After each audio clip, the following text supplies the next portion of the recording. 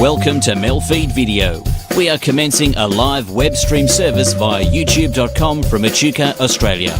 We currently conduct these streams on Monday evenings, with other times to be added as more opportunities arise. Please visit our website MELfeed.video for further information.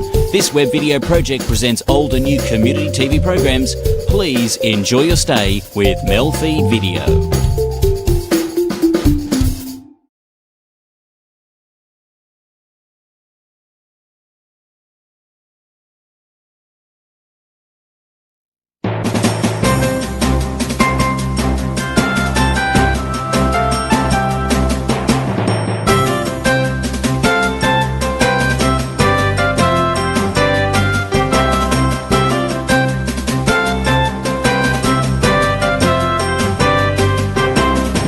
Welcome to NAT Chat.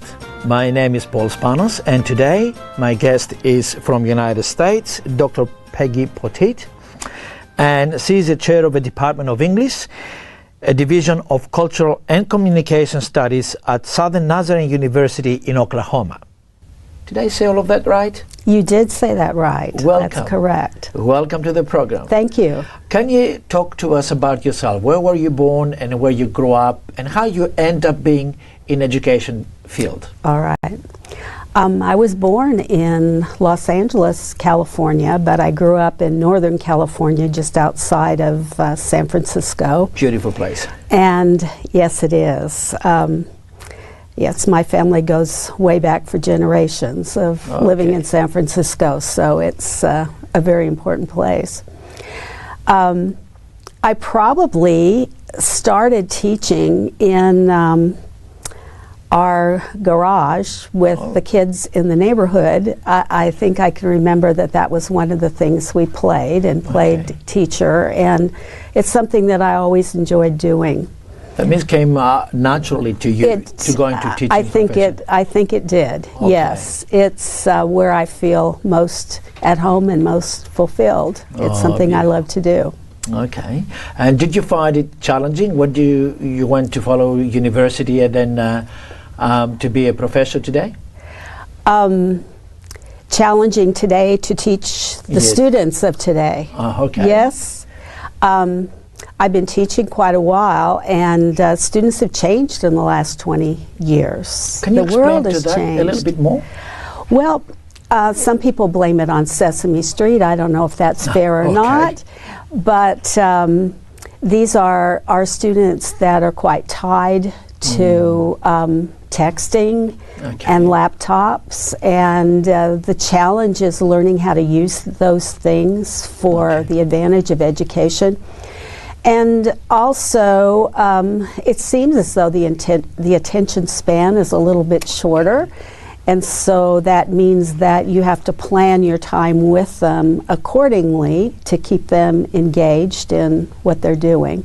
That means the method has changed, obviously. Yes, it has. The method has changed. Do you think the ability of learning and/or the capacity for us to sustain those concepts or traditional concepts about in ethics in the society, have they changed those as well, apart from the method and the mechanism of learning? I think so.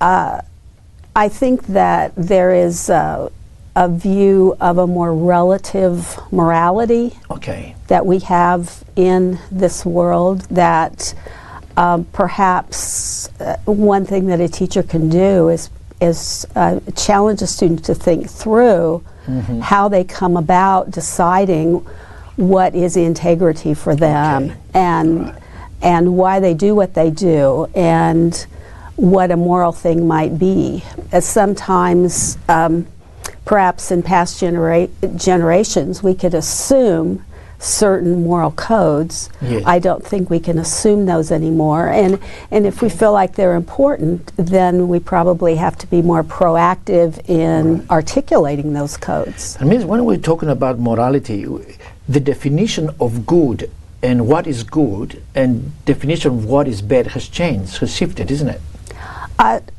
Perhaps it has. Perhaps it has, and maybe in one way, at least what I find important at the basis of my worldview would be the value of the human individual that God has created. All right. And that sometimes people value themselves alone rather than thinking of how what they do impacts the people around them.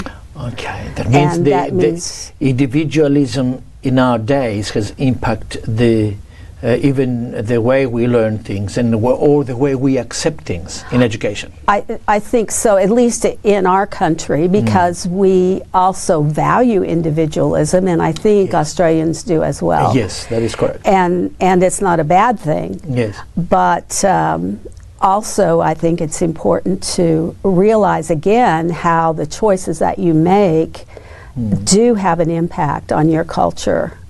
And that's an important thing to see. That's right. Even though we talk about a lot of democracy in our days, at the same time, the extremes of individualism push extremes in the society as well. So, yes, in relation to your connection to Australia, how did you connect with this country? Well, my husband's a basketball coach, and I have been to many places in the world because of basketball. Aren't you lucky? Yes, in some ways, although I probably have seen more gymnasiums in Australia than I have museums, and I would really like to flip that. We do have museums. Yes, you know you do. That. Okay. Yes, in fact, we just visited in Canberra the World War II memorial and museum, and that was just a wonderful place. Very good one, yes. We really enjoyed it. Very good ones. Right. Very well designed. But I've been to more gymnasiums. Oh, you've been to more gymnasium. I think possibly you can influence your husband to go to different sites where the museums are. I'm trying, yes, I'm trying to do that. Thank you for being with us. You're watching NAT Chat, and we'll come back to you after the break.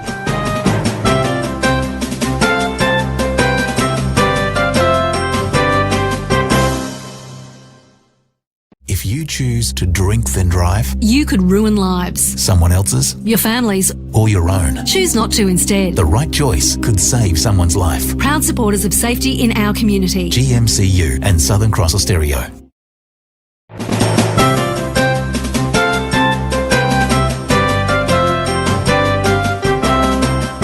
Welcome back to NAT Chat. We'll continue our conversation with Dr. Peggy Poteet. How you would evaluate education in our days? Well, I guess my experience, I would just have to say, I could focus on my own experience in the United States, and the kind of school that I teach at is something that I'm a real proponent for, and that is a liberal arts education where a student is more than indoctrinated, but they're really educated, and they learn about many different areas, not just a skill that might become passé in 5 or 10 years, but they're able to change with the culture because they learn how to think critically, and they learn how to write, and they learn how to read analytically, and those skills cover so many different areas that are important in one's adult life. That means the education includes the exposure to different cultures. Exactly. And how to value different cultures. Right. Do you find difficult to pass this message to, for example, to a person who hasn't been exposed but to a single culture? Actually, I think I have the perfect major in order to do that, because I think literature is like, some people call it a window to the world, in that it can take you to Afghanistan, or it can take you back to the 19th century, or it can take you very many places that perhaps you haven't been. For example, I was thinking about some things that I thought my students were probably not aware of at all, and one of them was the whole era of apartheid in South Africa. Okay. And so we read together a book by Alan Paton called Cry the Beloved Country, a classic work.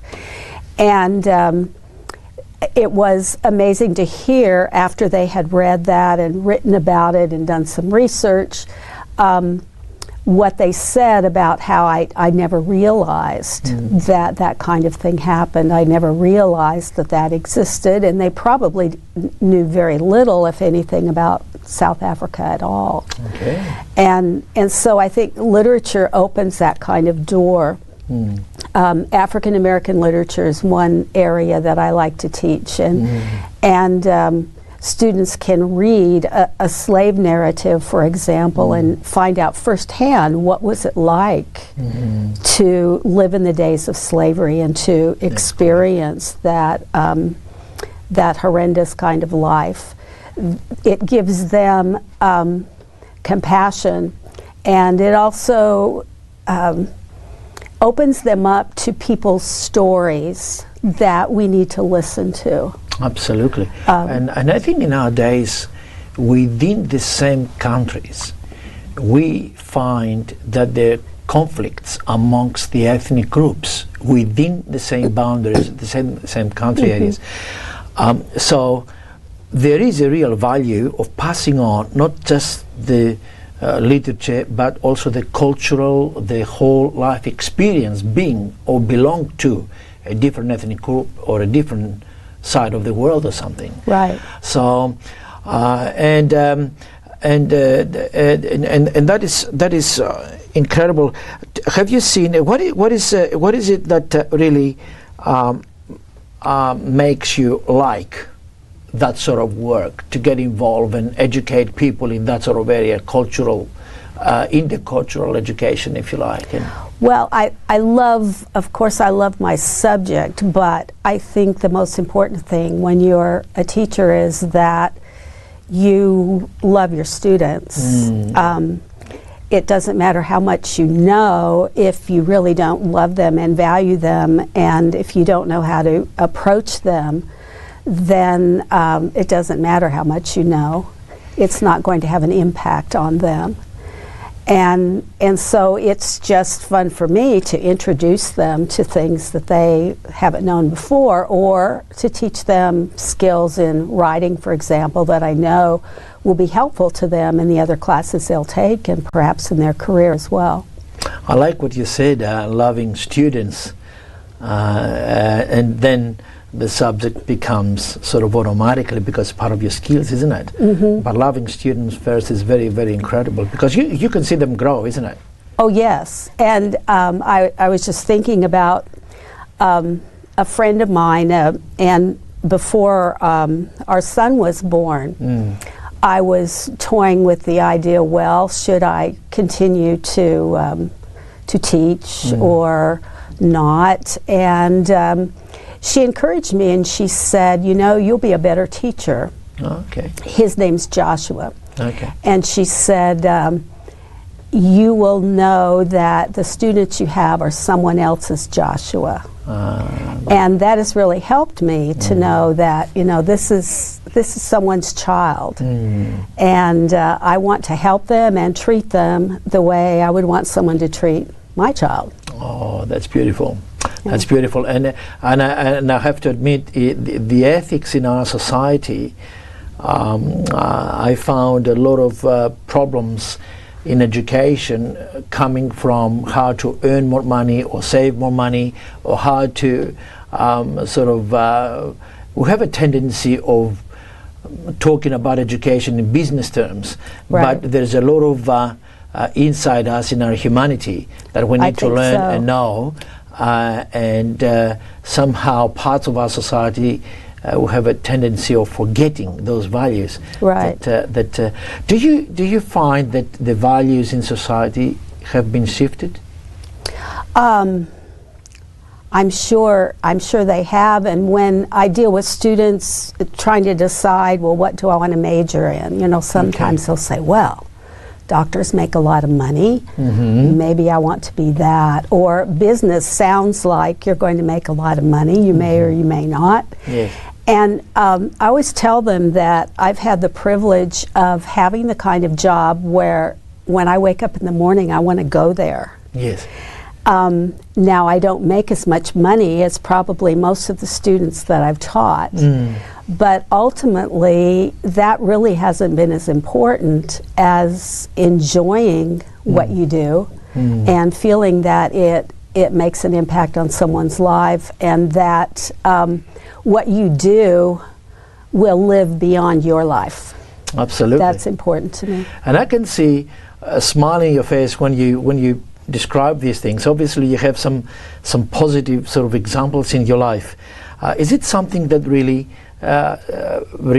something you remember that you can see a profound impact in somebody's life through the growth in education?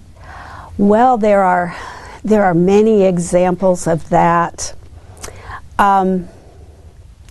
Sometimes when I usually meet students when they come in as freshmen and they might be 17, 18 years old. And some of them have had the gift of a good secondary education prior to that, and some of them haven't. Okay, if I interrupt this one to have a break, and we'll continue on this example. All right. Okay, thank you for staying with us. We'll be back to you with NAT Chat shortly.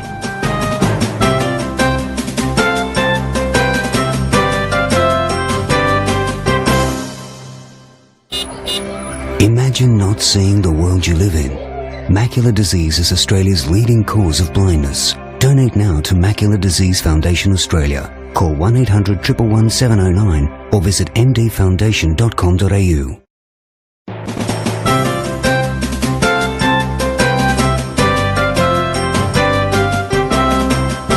Welcome back to NAT Chat. We continue with Dr. Peggy from United States that is with us today. And we're talking about education and the practical impact to people, and how you have seen people grow in that process of education. And we'll continue on that. What is your impression when you see people grow, and if you have any example? All right.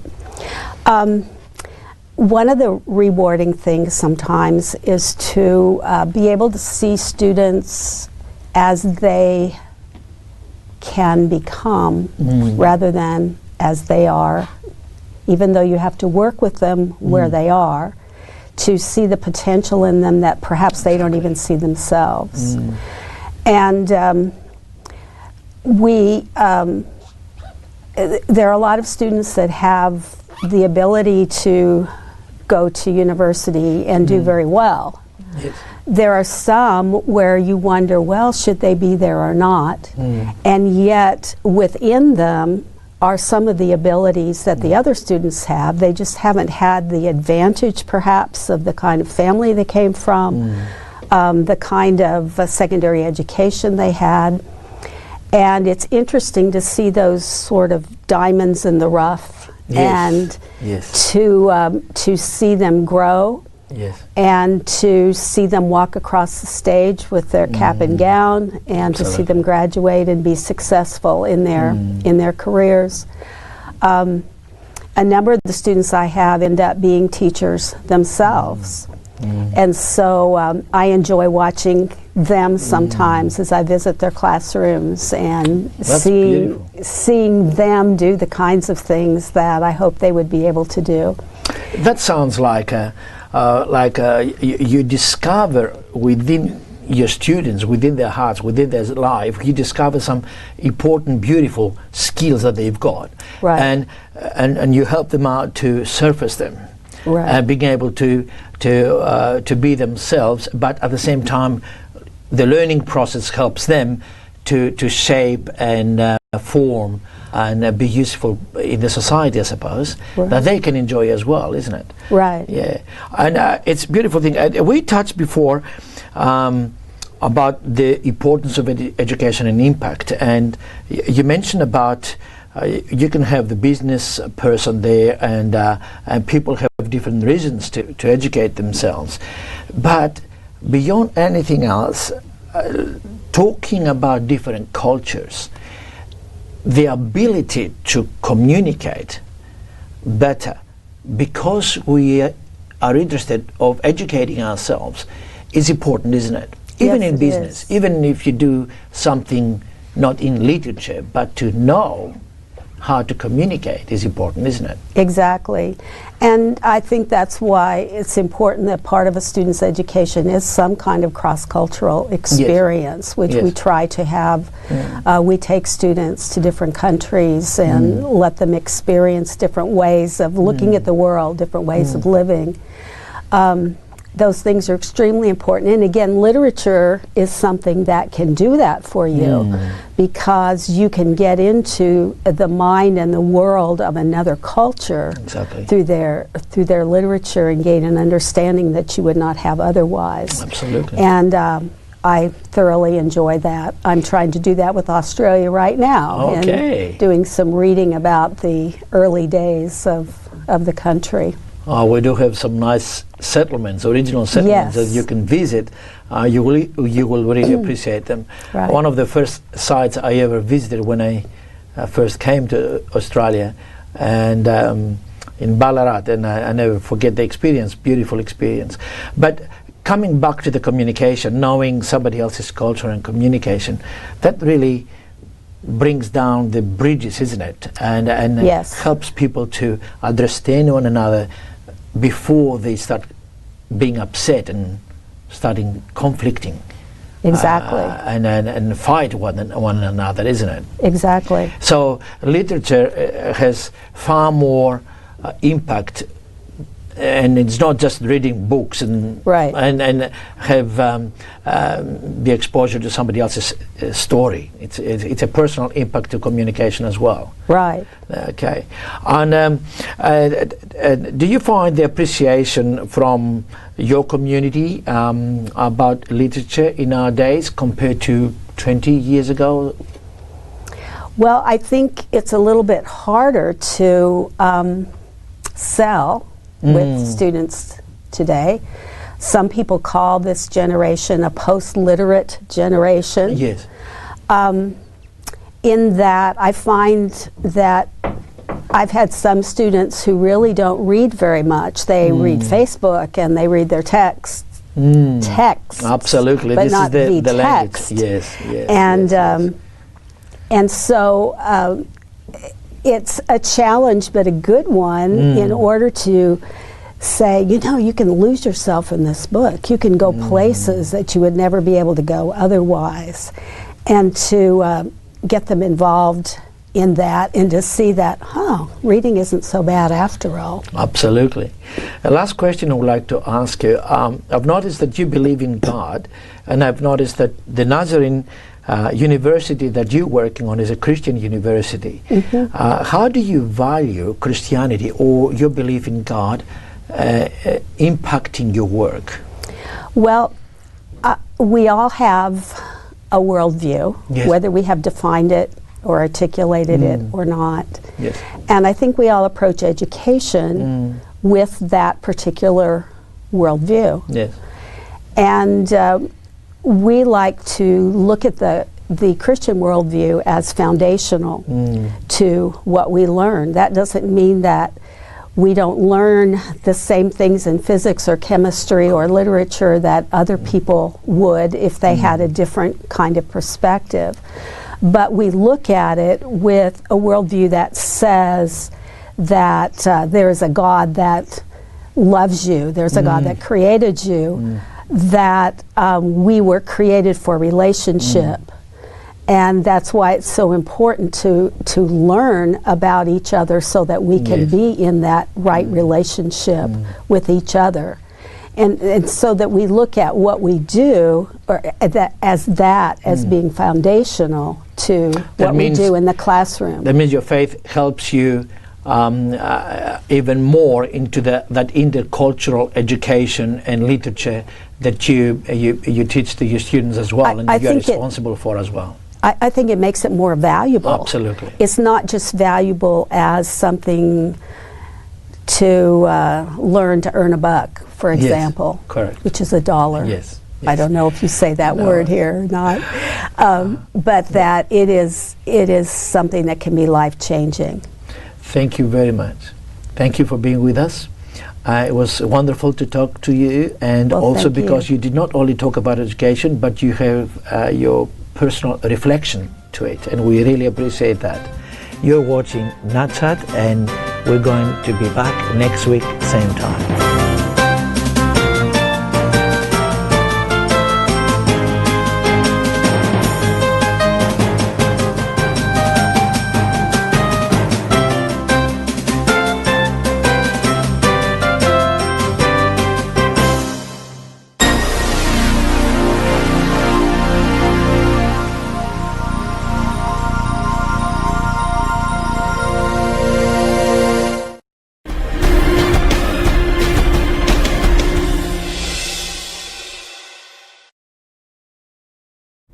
Good evening, I'm Leonardo Puglisi. This is 6 News.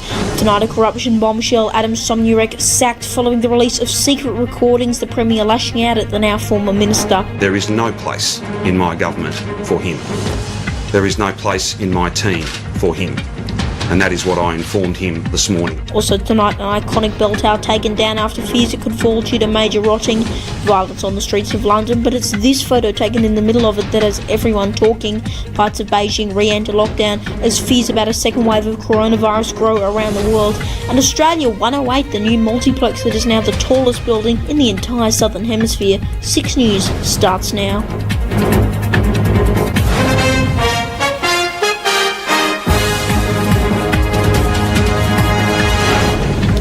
Thanks for joining us. We begin with the corruption bombshell that has rocked Spring Street. Victorian Labor Minister Adam Somyurek sacked following the release of secret recordings as part of a special investigation between Channel 9's 60 Minutes and The Age newspaper. These are just some of those recordings. Take a listen. I'm the minister. I'm the most powerful man. I'm gonna knock her head off. She's a psycho. Now, Premier Daniel Andrews was swift to make a decision about Mr Somyurek, speaking to the media only hours after the story made headlines across Australia. I also want to be very clear with you that I now regard Mr Somyurek as no longer a member of the Victorian Parliamentary Labor Party, no longer a member of my team, my caucus, my government. I have also asked the Attorney-General to refer all of these matters as canvassed last night on the television and in various newspaper reports today, to both Victoria Police and to IBAC. And the Attorney-General has written in those terms, those referrals have been made. And senior reporter Darby Travers joins me now live from our Canberra bureau. Darby, good evening to you. What was the response from the federal Labor leader Anthony Albanese? Yeah, good evening, Leo. Mr Albanese was swift in making his position clear, taking immediate action to suspend Adam Somyurek from the Labor Party. This is some of what he had to say. I had a discussion with the Premier, Daniel Andrews, last night, a couple of discussions, and again this morning, where I agreed with his position that he intended to seek and to remove the commission of former Minister Somyurek this morning, and that he would write to the National Secretary of the Labor Party to seek Adam Somyurek's expulsion from the party with my support. The Labor Party will be a better party with the removal of this individual. Anthony Albanese speaking there, and former Labor Senator Sam Dastyari also weighed in with his thoughts, speaking to Ticker Jumpstart about the allegations. Take a look. They kept this thing so tight. I thought it was just going to be a generic, problems with the Labor Party as it relates to branch stacking. I had no idea, and no one did, that they had tapes. I mean, that is explosive. How they got the tapes is a whole other story, which I don't know the answer to, but they were filming inside a federal member of Parliament's office, which obviously had to be done at someone's consent. these kind of secret recordings. So Leo, still a lot of fallout coming from this. The Assistant Treasurer resigned, and then the Consumer Affairs Minister, and of course there's a potential for an investigation from the AIO and the AFP. Yes, some really shocking allegations there in Derby. An Australian man has been sentenced to death in China. Can you tell us a bit about this? Yeah, Leo, Carm Gillespie has been sentenced to death in China. Now, he's been detained there since 2013, when he was allegedly found with several kilograms of methamphetamine. And there's been a lot of speculation surrounding this case. Some people saying Mr. Gillespie was set up, but his family have now released a statement asking for privacy, and the PM has now spoken about the situation. Scott Morrison saying he is sad and concerned that the Australian citizen has been sentenced to death. Back to you, mate. Okay, Derby Travers in our Canberra Bureau. Derby, thank you. The iconic bell tower at Hawthorn West Primary School has been removed due to major rotting. The building was evacuated only minutes after it was discovered, with the top portion of the bell tower being removed just before 9 p.m. the same night. Many students were shocked when they went to school the next morning, as the iconic structure, which had sat on top of the school for more than 100 years, sat on the ground. State member for Hawthorn, John Kennedy, spoke to 6 News exclusively, saying he was impressed with the fast response time from the school and the Burundara Council.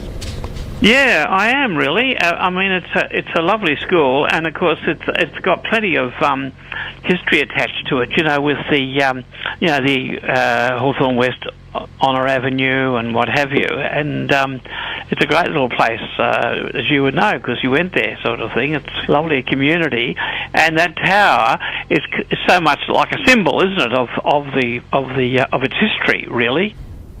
Overseas now, and violence has erupted on the streets of London as Black Lives Matter protesters clashed with far-right groups and police. But it was this photo that got everyone talking. Patrick Hutchinson carrying an injured man away from the crowd. It turns out that man was a former police officer. Since those clashes, Scotland Yard has released 35 images of people wanted over a violent disorder during the mostly peaceful rallies. There are fears tonight of a second wave of coronavirus around the world as parts of Beijing re-enter lockdown after more than 50 people tested positive at a wet market. The question now is, are we easing restrictions too soon? Currently there are over 8 million cases worldwide, and in the US, almost all the states still have rising cases. In New Zealand, 2 new cases were confirmed after they had reopened their borders, and in Victoria and New South Wales, several schools also had positive cases. You can tell us what you think on our social pages at 6 News AU. Statues have been destroyed across the world, and now the destruction has made its way to Australia. Reporter Jared Taylor has details. Police surrounded a statue of Captain James Cook in a Sydney park as police dispersed protesters not following the coronavirus regulations and rules. Police are now starting to patrol the park due to violence in the area and possible damage to the very iconic statue. 6 News will obtain more info from the New South Wales Police as it arises, and New South Wales Police say that it is a valued asset of the City of Sydney. Jared Taylor there, and we're going to take a quick break now, but coming up next on 6 News, we'll take a look at what's trending online. Plus, we'll show you the results of our Twitter poll. Do you agree with the cancellation of Cops and Live BD? Also, Australia 108, the new multiplex that is now the tallest building in the entire Southern Hemisphere. And they called them too old, but the Hawks still defeated Richmond at the MCG. We'll show you the highlights. Stay with us.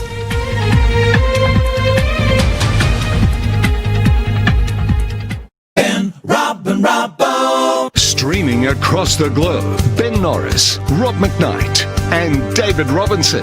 Ben, Rob, and Robbo. News, entertainment. It's the Ben, Rob, and Robbo. Ben, Rob, and Robbo Show. Ben, Rob, and Robbo Show. The Ben, Rob and Robbo Show, Monday to Thursday at 1 p.m, right here on Ticker TV.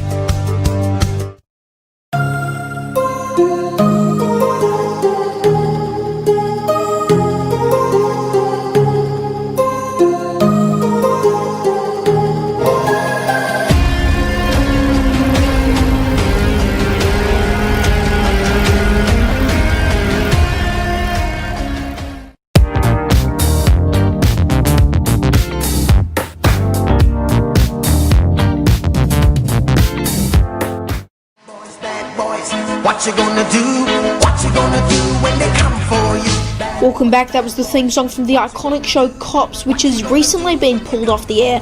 In the minute, we'll show you the results of our Twitter poll asking you if it was the right choice. But first, it's time to take a look at what's trending online. And exposed Bill Gates was trending on Twitter numerous times during the week as conspiracy theorist groups blamed Gates for the spread of coronavirus and claimed he wanted to reduce the human population. Dear me, you can share our thoughts on that on all our social pages at 6NewsAU.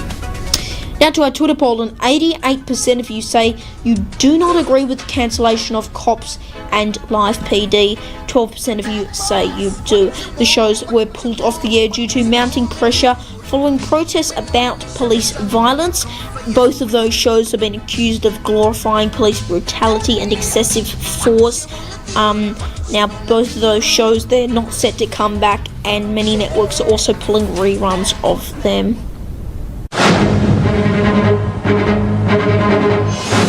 In some developing news now, an unarmed police officer has been shot dead in the New Zealand city of Auckland while carrying out a routine traffic stop.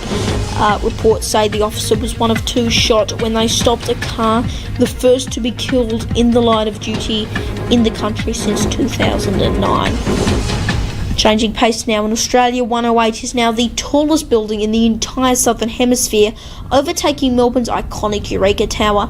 This is what it looks like from the ground. It's pretty impressive, and it's set to be completed in the next few weeks. Right now, though, construction is ongoing. In sport, they said they couldn't do it, but Hawthorn have defeated Richmond at the MCG, ending the Tigers' 12-month winning streak.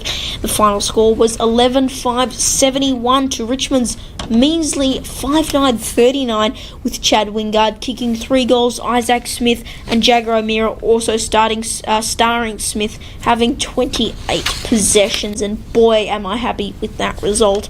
But checking tomorrow's forecast now, in Brisbane it's set to get to a cloudy top of 21, Sydney 16 degrees, Canberra starting the day chilly top of 2 degrees, warming up to 11, Melbourne light rain and 13, Adelaide 14, Perth more rain 22, over in Darwin sunny and 31 degrees, Townsville 26 and cloudy, heavy rain in Bendigo 12 degrees, and rain in Hobart a top of 13. And starting from next week, we want to feature your picks during our weather report. It can be anything from a sunset to a storm. It just has to have something to do with the weather. You can DM us with those pics on all our socials, Facebook, Twitter and Instagram at 6NewsAU, and we will of course give you credit. And that is 6 News for this Sunday evening. You can stay up to date on all our social media pages at 6NewsAU. If you're watching via MELfeed.video, stick around because up next is Inline Plus, followed by Harmony University. I'm Leonardo Puglisi. Thanks for your company. Good night.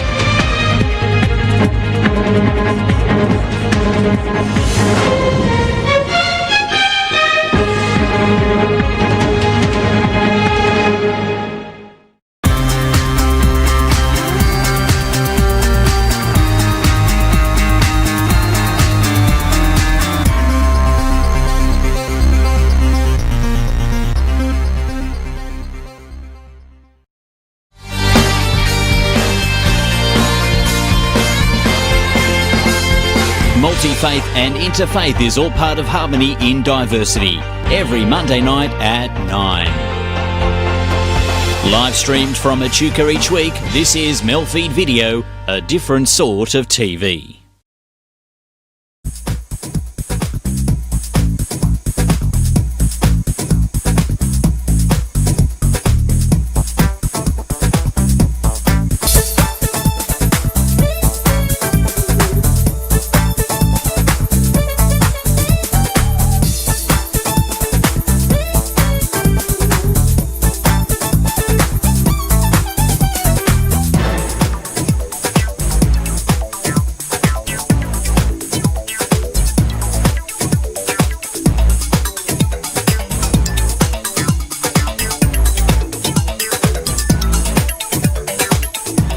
welcome to Inline Plus. This week we venture out to Adelaide Showgrounds to witness the Adelaide Roller Derby's double header bout for last season. First up, we talked to Dee Dee and Anita about their experiences in roller derby. Hi, we've got Dee Dee and Anita here, who are two of the skaters for Adelaide Roller Derby, but in the derby world it's never the real name, so what's your derby name? Yeah, my name is Trinket and Crusher Ramon. So how did you come up with the name Crusher? So I am a big Ramones fan, and one of my favourite songs is called The Crusher, so I did name myself after that, and I thought I'd add a little spin and add Ramon at the end so I can feel like I was part of the band, you know? So how much of a challenge is it to find an original name? Because it must be getting to the point now where just about every good name's taken, isn't it? I think so, yeah, I think so. I guess, I don't know, depends on how good your imagination is, really, yeah. So it's just a lot of brainstorming, is it? Yeah, I think we were also lucky that we have been skating for a few years now, and we did get to get our names in a few years ago before more skaters come along, so yeah, it's good. That always helps. Yeah. What attracted you to roller derby in the beginning? I guess just that it was so extreme. It was, exciting to be hitting other people on roller skates. That's what originally attracted me to roller derby, yeah. So the opportunity to do some hard hitting?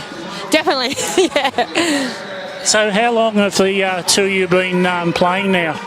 I've been playing for 8 years, and Crush has been playing for 7 years.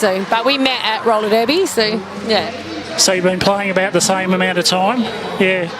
So how does roller derby actually function here in Adelaide?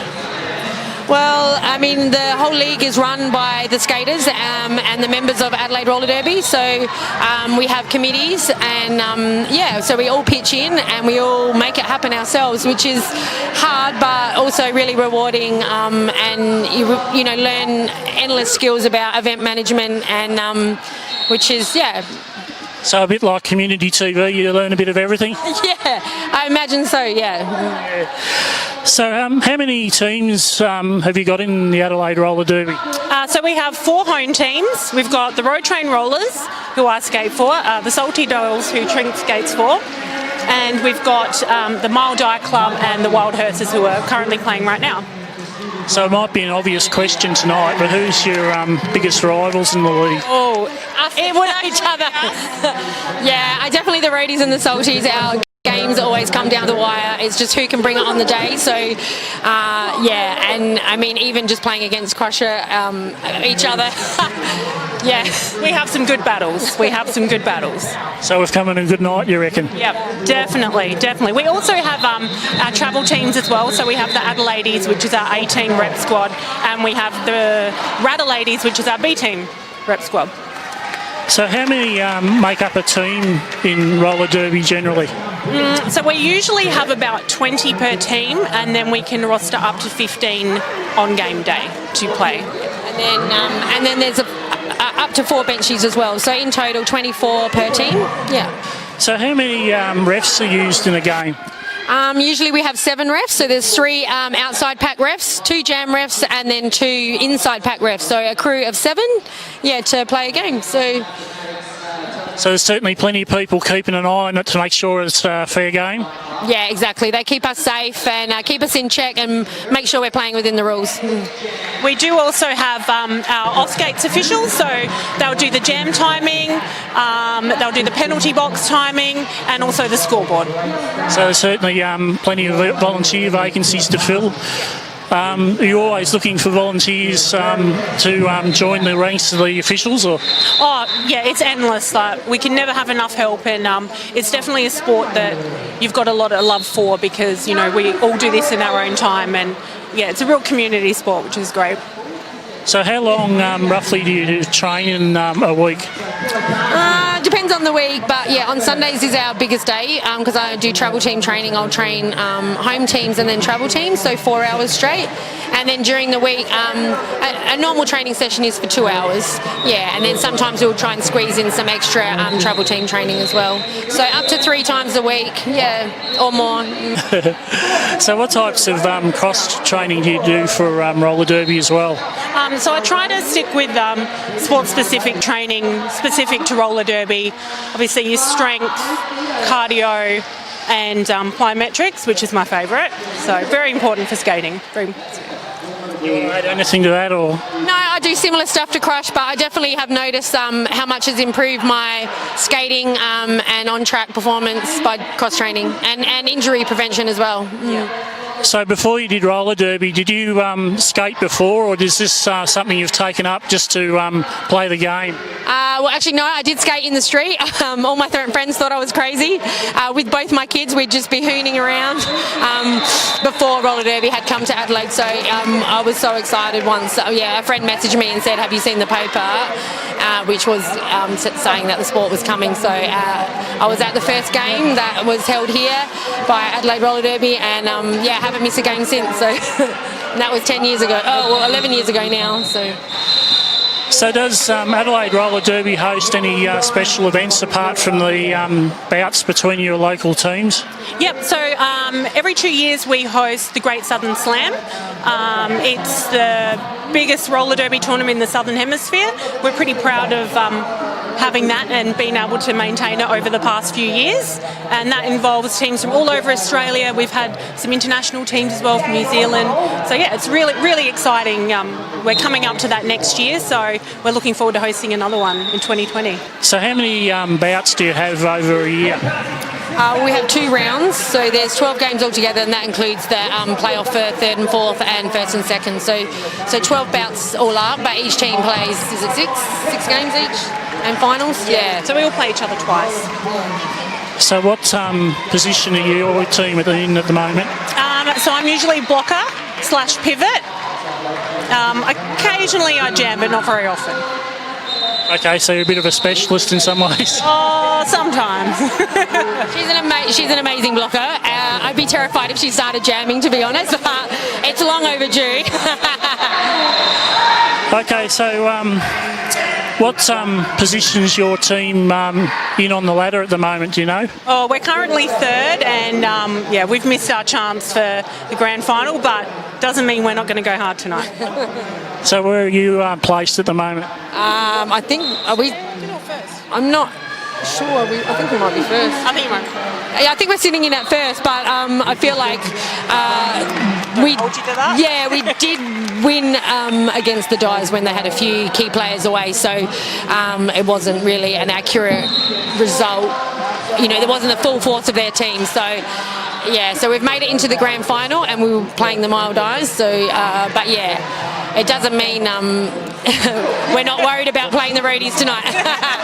Yeah, because there's certainly no dead rubbers in roller derby, is there? Sorry? There's no dead rubbers in roller derby, is there?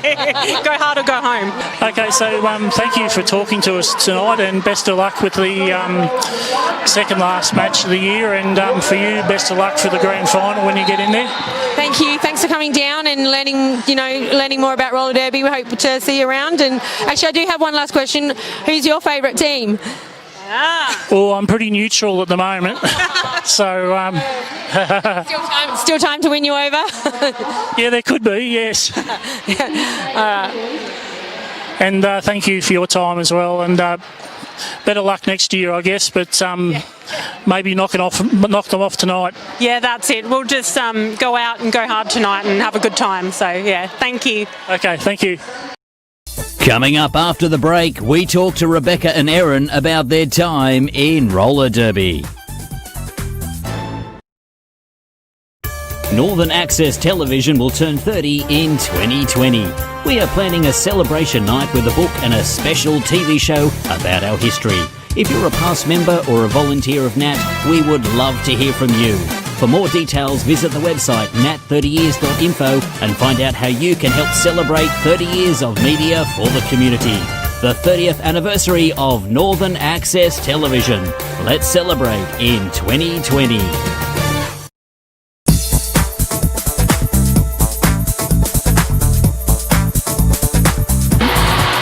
Hi, we've got Rebecca and Erin here, who are two of the other skaters in the Adelaide Roller Derby League. So firstly to you, Erin, what attracted you to roller derby? Well, I'd already played team sports before, and a friend of mine said come out to Fresh Meat, and as soon as I arrived, the community just drew me in. So did you skate before you took up roller derby, or did you have to learn that for roller derby? No, I had never put on a pair of skates before, so my first Fresh Meat session, I strapped them on and I was like a baby giraffe, but I got out there anyway. Okay. So Rebecca, what attracted you to roller derby? So I grew up playing field hockey in Whyalla, which is a country town here in South Australia. I was obsessed with the Mighty Ducks, and I always wanted to play ice hockey, but we didn't have the facilities where I grew up. So when I moved to Adelaide, I looked into it, and I had a friend that played roller derby, and she was like, roller derby's pretty similar, why don't you come and do that? And that's when I went to Fresh Meat, and now I've been playing. This is my 5th year with ADRD and my 7th year altogether, so yeah. So did you have any previous skating experience before you came into roller derby? Or? Not much.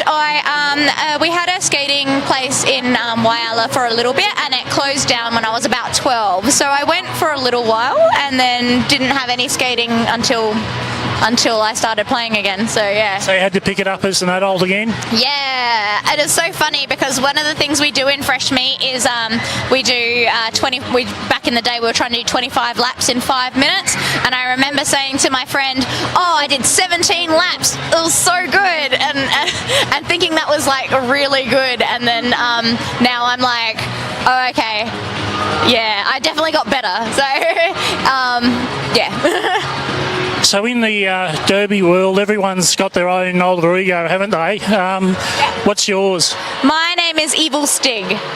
And mine's Ezekiel. So which team are you a part of in the Adelaide Roller Derby League? I play for the Wild Hearses. And I play for the Mile Die Club. So who are your biggest rivals in this competition, do you reckon? That's really tough. I think it's the Salty Dolls, only because one of the things is that when the league first started, there were only 2 teams. So Mile Die and Salty Dolls are the original rivalry. But, you know, last year we played the Road Train Rollers in the grand final, so there's a bit of that too. And then, you know, I don't know, the Herseys were my rivals when I was a Salty Doll briefly, because they beat us by 1 point in a grand final. So like, we're all friends and we have lots of like fun together, but I think there's little rivalries in every team. I don't know about you. Yeah, I mean, like, we are pretty we have rivalries with all the other teams, but the Road Train Rollers, definitely we have like a camaraderie rivalry, so like it's really fun to play them, as it is everyone though. Yeah. So roughly how many hours a week would the two of you train, do you think? Oh, a lot. Yeah, well, that's the thing. We have the off-skates commitment as well, but with Ezzy and I are both in our rep squad, which is our travel teams, so we have an extra 2 hours a week, so I think it's about 8 hours all up. Is that right? Yeah, it's roughly 8 hours on skates, and I do about 10 to 12 hours off skates. Yeah. So a lot of us also like do cross training. It's really important, I think, to avoid injury and also just for progression. And we also have committees that help the league function, and so we put in a lot of effort for those sorts of things as well. Yeah. So it's not just the training; it's running the whole league as well. Oh yeah, we do everything here. Everything is DIY. So everything you see, we've all come together to put it on. So what do you find most empowering about roller derby? I'd have to just say the acceptance. We're a league of mostly women who support and encourage each other. The diversity between our interests, our bodies, our professions, and our personalities is so vast, and there's nothing but love and support for one another, and you can't get better than that. Yeah, definitely. I agree with everything that Ezzy just said. You know, like, it's great that we have an opportunity to use our bodies in a non-traditional feminine way, that because, you know, not many female sports are like this, and all different bodies have like advantages to them. Definitely being able to just show your strength and not hold back and have somebody congratulate you for that after is incredibly empowering. Like a high five from a rival from another team for a really good strong hit is so common and really, really fantastic. Yeah, we love it when we get hit really hard. We're like, nice work.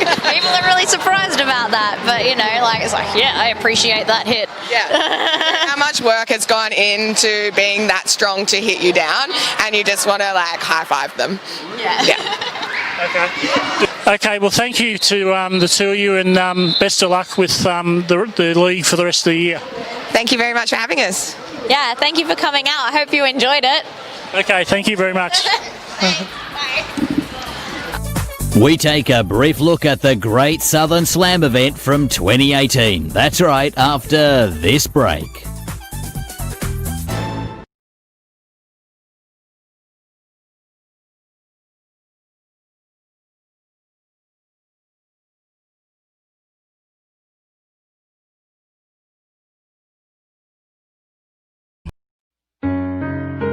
You're there when they can't sleep.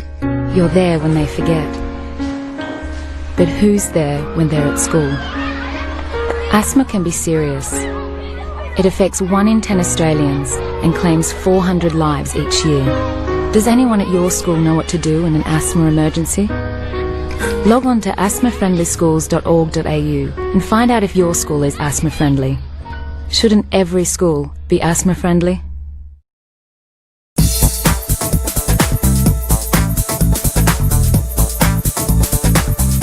Now, courtesy of 44 Adelaide, we will now cross to the last minutes of the Adelaide's bout at the Great Southern Slam Finals in 2018.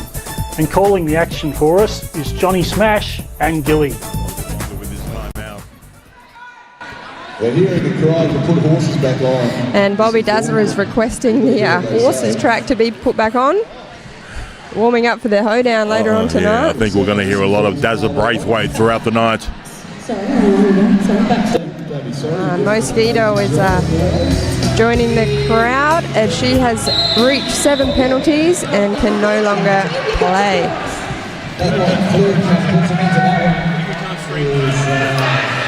Yeah, that's right. You commit 7 penalties. Yeah, your game is over. You can't be too naughty in roller derby. As we have Bobby Dazza pushing her way through for the Adelaides, and Alice Affliction just taking a knee there as Bobby Dazza makes it through for Lee Gemma. And this crowd is getting loud. Even for this time of the day, Alice Affliction somewhere in the midst of that pack, still chasing that elusive initial pass. Alcatraz just losing her feet there as Victoria Bitter and Crusher Ramon are frantically holding Alice Affliction, but she is through as Crusher Ramon is sent to the penalty box. Adelaide is chasing the points. Bobby Dazza quickly calling it off before Alice Affliction can score any. Bobby Dazza scoring 4 points. Fantastic work. Oh, how much time do we have left? Not much.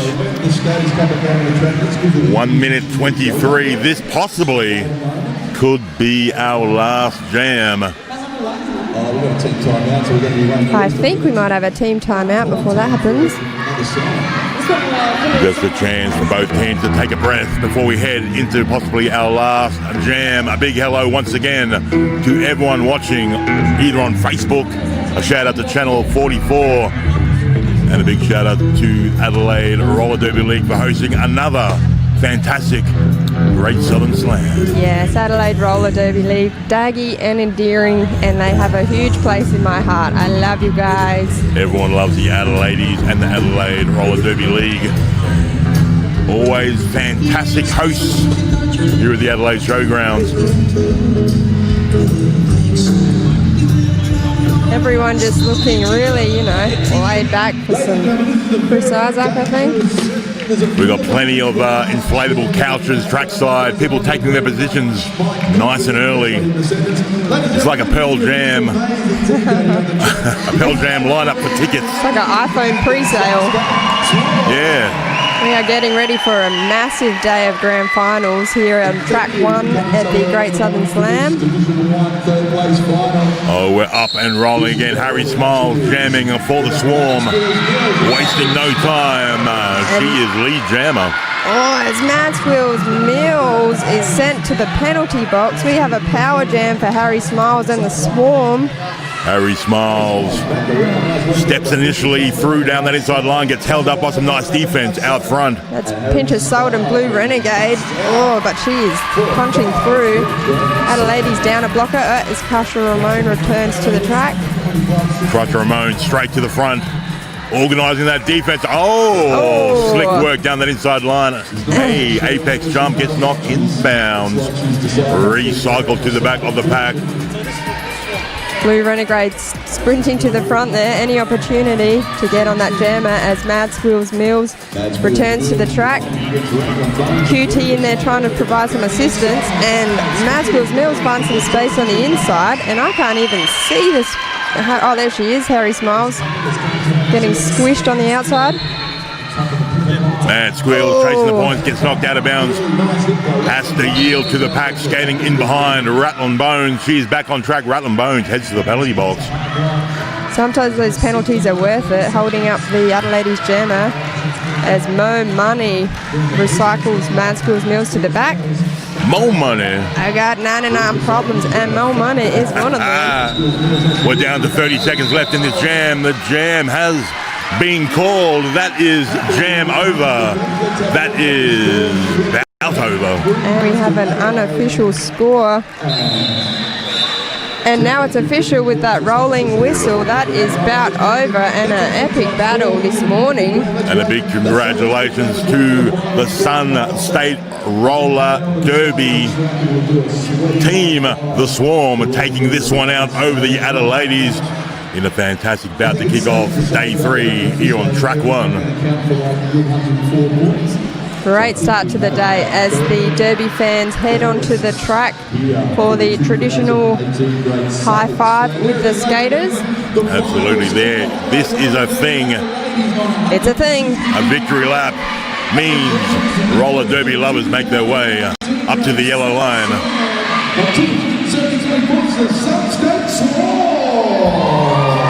And it also gives the skaters an opportunity to thank the ref and the NSO crew as Daryl Braithwaite God back bless on. him. Keeping it daggy, Adelaide Roller Derby. Thank you, Misinformed. So the Swarm taking this one out. 0-2, Harry Smiles, Rutland Bones, Sasson Bite, SX, Maiden Hell, Indigo Fury, Blockadole, Dundee, Patch, Alice Affliction, Spinach, Baruka, so Mo Money. They are the Swarm from the Sun State Roller Derby. Oh, we got a bridge. We've got a little bit of bridge action around the outside for the skaters to skate on through. It's a beautiful thing.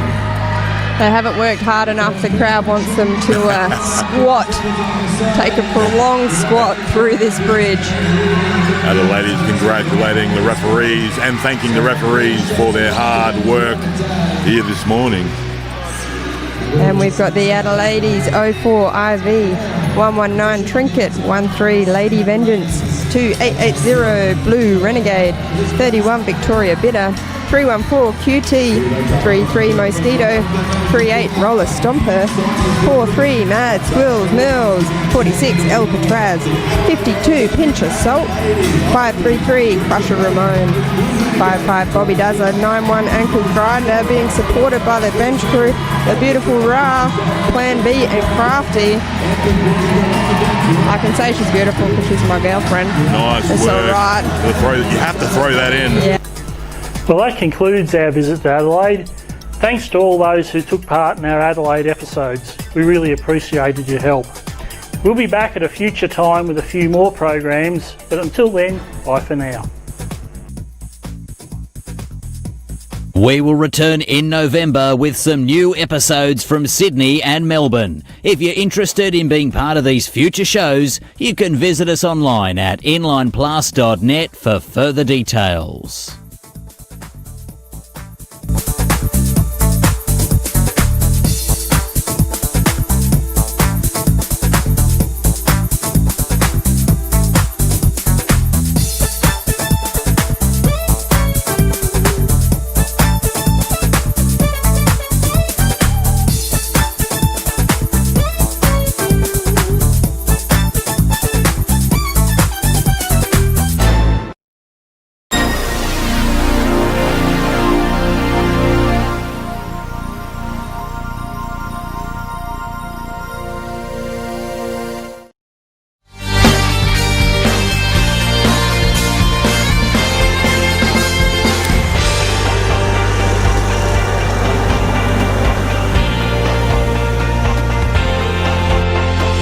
Live streamed from Echuca each week, this is MELfeed Video, a different sort of TV. Alleluia.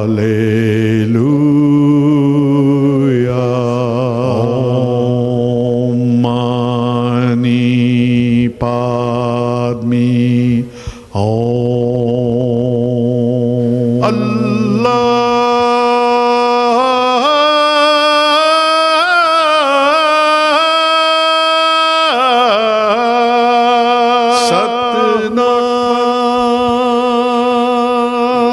Welcome.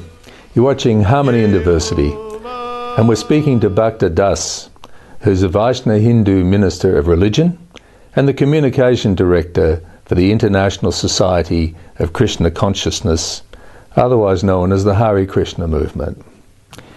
Hare Krishna Movement, that's been around for 60 years, unless I missed my guess. No, 50. 50? Yeah, let's not 50, go no extra 10 years there? Tell us about your 50th anniversary then. 50th anniversary is going to be celebrated in 2016. Mm-hmm. That means that for the last 50 years we've been singing and dancing in the streets and distributing food.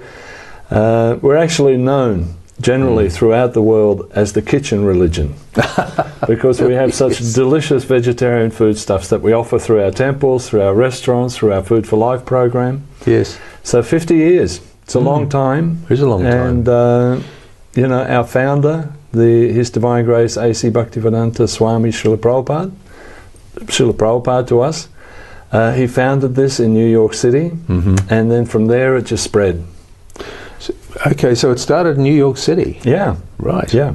Yep. So it was right with the flower power and all the rest exactly. of it. He was in Haight-Ashbury and in San Francisco and also in New York. And it was at that time, he came to America on the instructions of his spiritual master.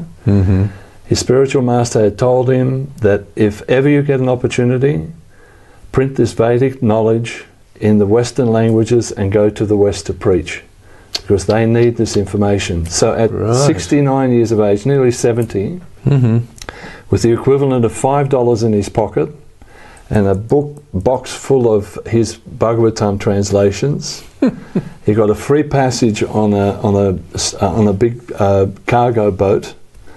He had several heart attacks on the way over, and he landed in Boston, and then from there he travelled to New York.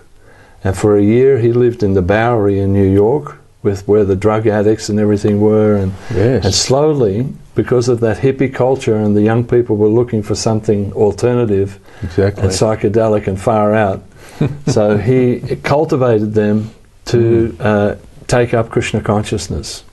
And then from there it grew, and then he went to San Francisco. From San Francisco he encouraged his devotees to go to London. From London, that's when the main break happened, because people became interested because of the whole flower power thing, and in particular the Beatles, who at that stage were interested in meditation and who also did TM with Maharishi. They became interested in Prabhupada's teachings. Okay. And then they expanded it. And in particular George Harrison, when he had his song My Sweet Lord. Yes. And then the Maha Mantra, this Hare Krishna Maha Mantra, was spread all over the world, and there was number one in so many different countries. It was, yeah. And then there was no stopping it. No. We just grew and grew and grew. And continue to grow. Yeah, there's now, around the world, there's about 400 different temples all over the world. It's huge in India. It's a mainstay spiritual movement in India. We also are in China, the Eastern Bloc countries, you know, what used to be the Soviet Union, all the Eastern countries there, they're now taking to Krishna consciousness like you wouldn't believe. It's absolutely amazing.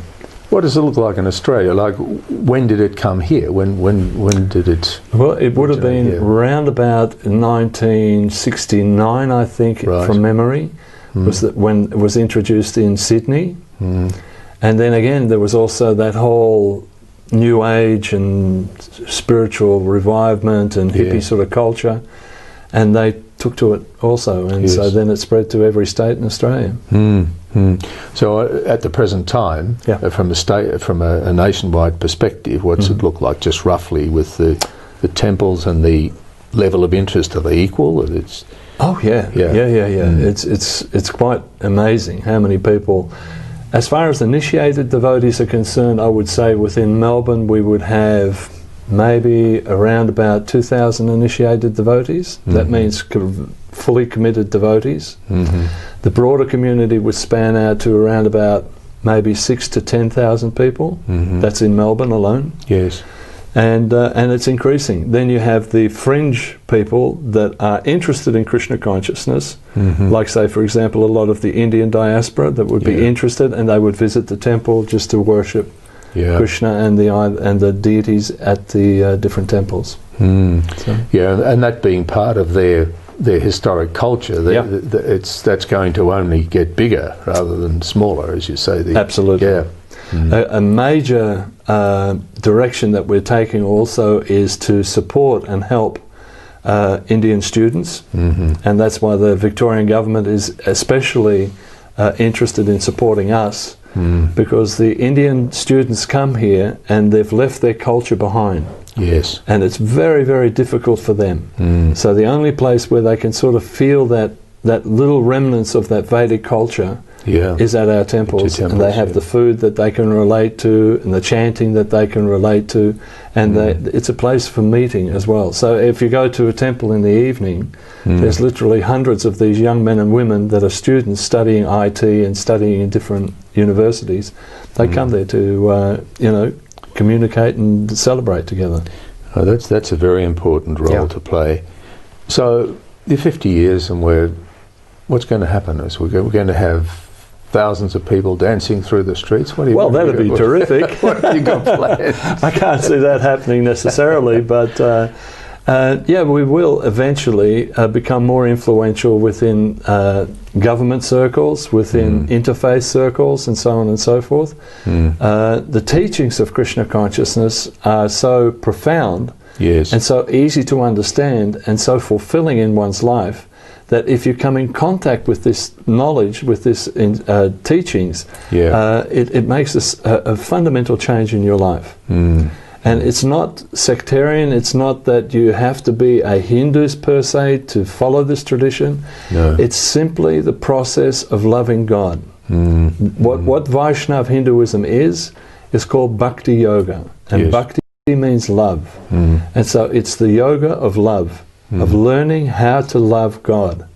The fundamental principles of Krishna consciousness is that God is a person. Like you and I are a person, and we have to relate in a loving way between us. I've just got to know you, Norm, and there's a friendship already, because you're a person, I'm a person. Now, I've got to be loving, and so we're running out of time. We'll be back Fair enough. We'll be back in a moment.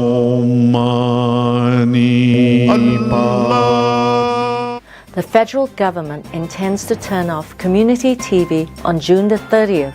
This comes after 25 successful years of local TV for Melbourne. Serving local communities, including those in languages other than English. Religious groups and faith-based programming. Local community activities and sports coverage. Interesting interviews with local people about local activities and groups. And providing opportunities for community members to learn TV production. We urge Minister Fletcher to reconsider his decision and keep our community television on our TV.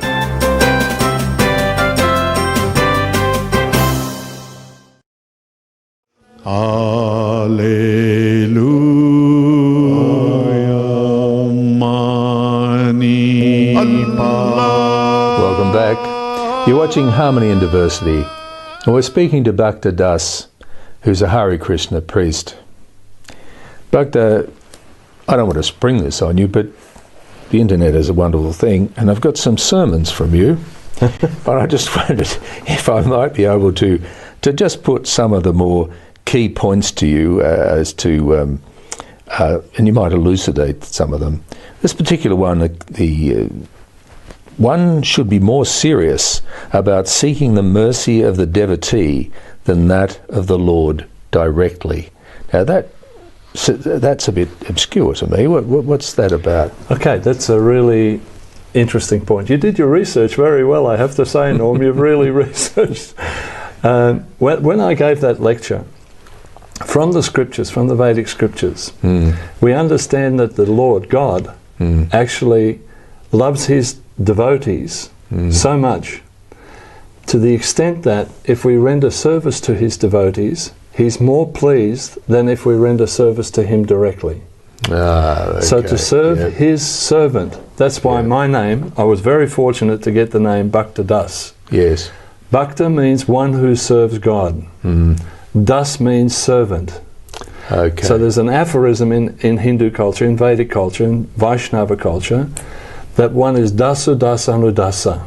You are the servant of the servant of the servant of God. Right. So instead of going right to the top, in a humble way, to develop your humility, you serve that servant of God.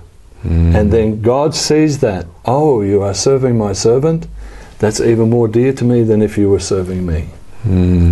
So it's a question of humility. It is, and isn't that an interesting parallel with some of the stories in the Bible as well, about washing feet and stuff like that? Exactly. When Jesus humbly washed the feet of these disciples. Right. Yeah. Unless you wash my feet, you can't be there. Yeah. That's those parallels between the religions are just amazing. And I'll just pull a couple out of here, because this encourages us to get a little bit more of the philosophy. And this is in July 2013. The life of a person should be moulded in such a manner that one is able to progressively remember the personality of Godhead in every step of life, and that is the highest perfection of life. Exactly. It is the same teachings over and over again that all the great sages have taught. And again, I come back to that point of Jesus. Love God with all your heart, with all your mind, with all your soul. So your everyday activity, everything that you do, should be geared towards service to God. Understanding that God is the creator of everything, that not a blade of grass moves without the will of God.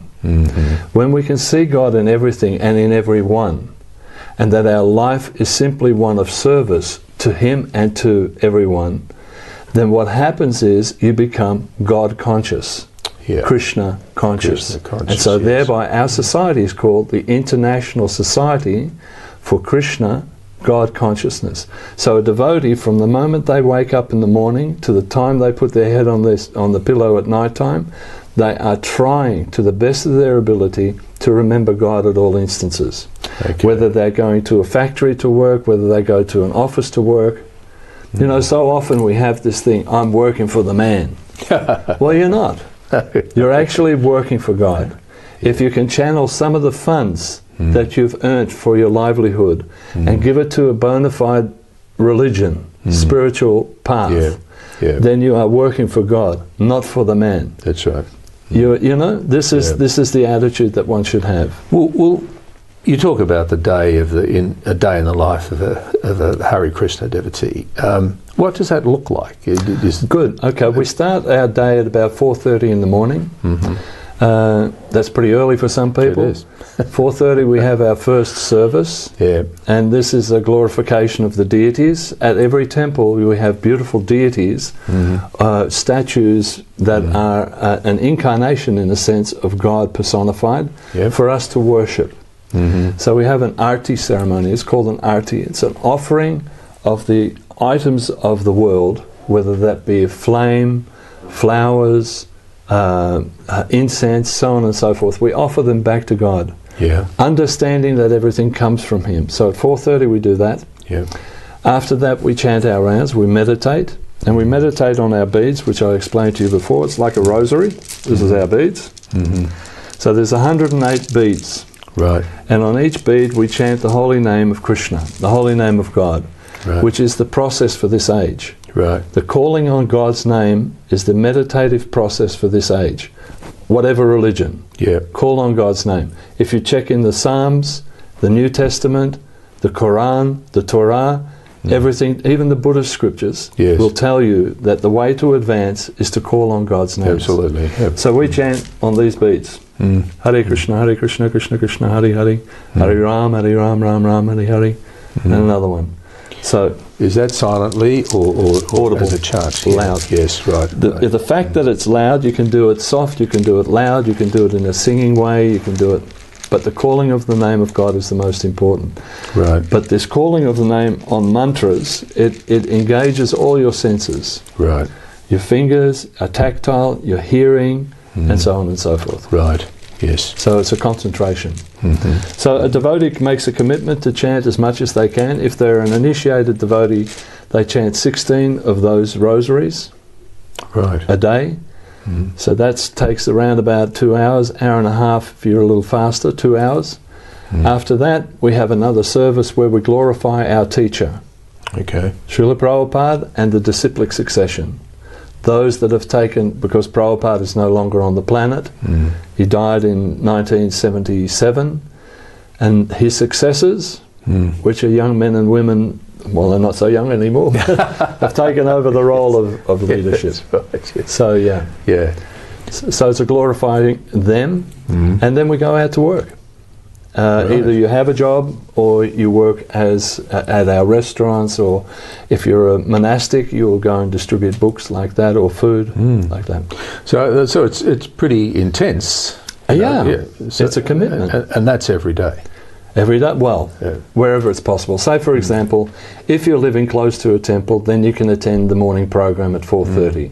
If you're living in an outer suburbs, let's say you do it at home, and we might actually do it at home because we're actually out of time. Okay. All right.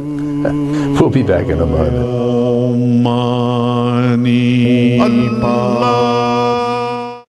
Hey guys, what'd you like? Coffee, thanks. 2 coffees, please. What kind of coffee would he like? Cappuccino. Cappuccino. What can I get for you? I'll have a coffee, thanks. Yeah, 2 coffees, please. Awesome. And what kind of coffee would you like? Cappuccino, thanks. 2 cappuccinos. Autism. Change your reactions, change your actions. Welcome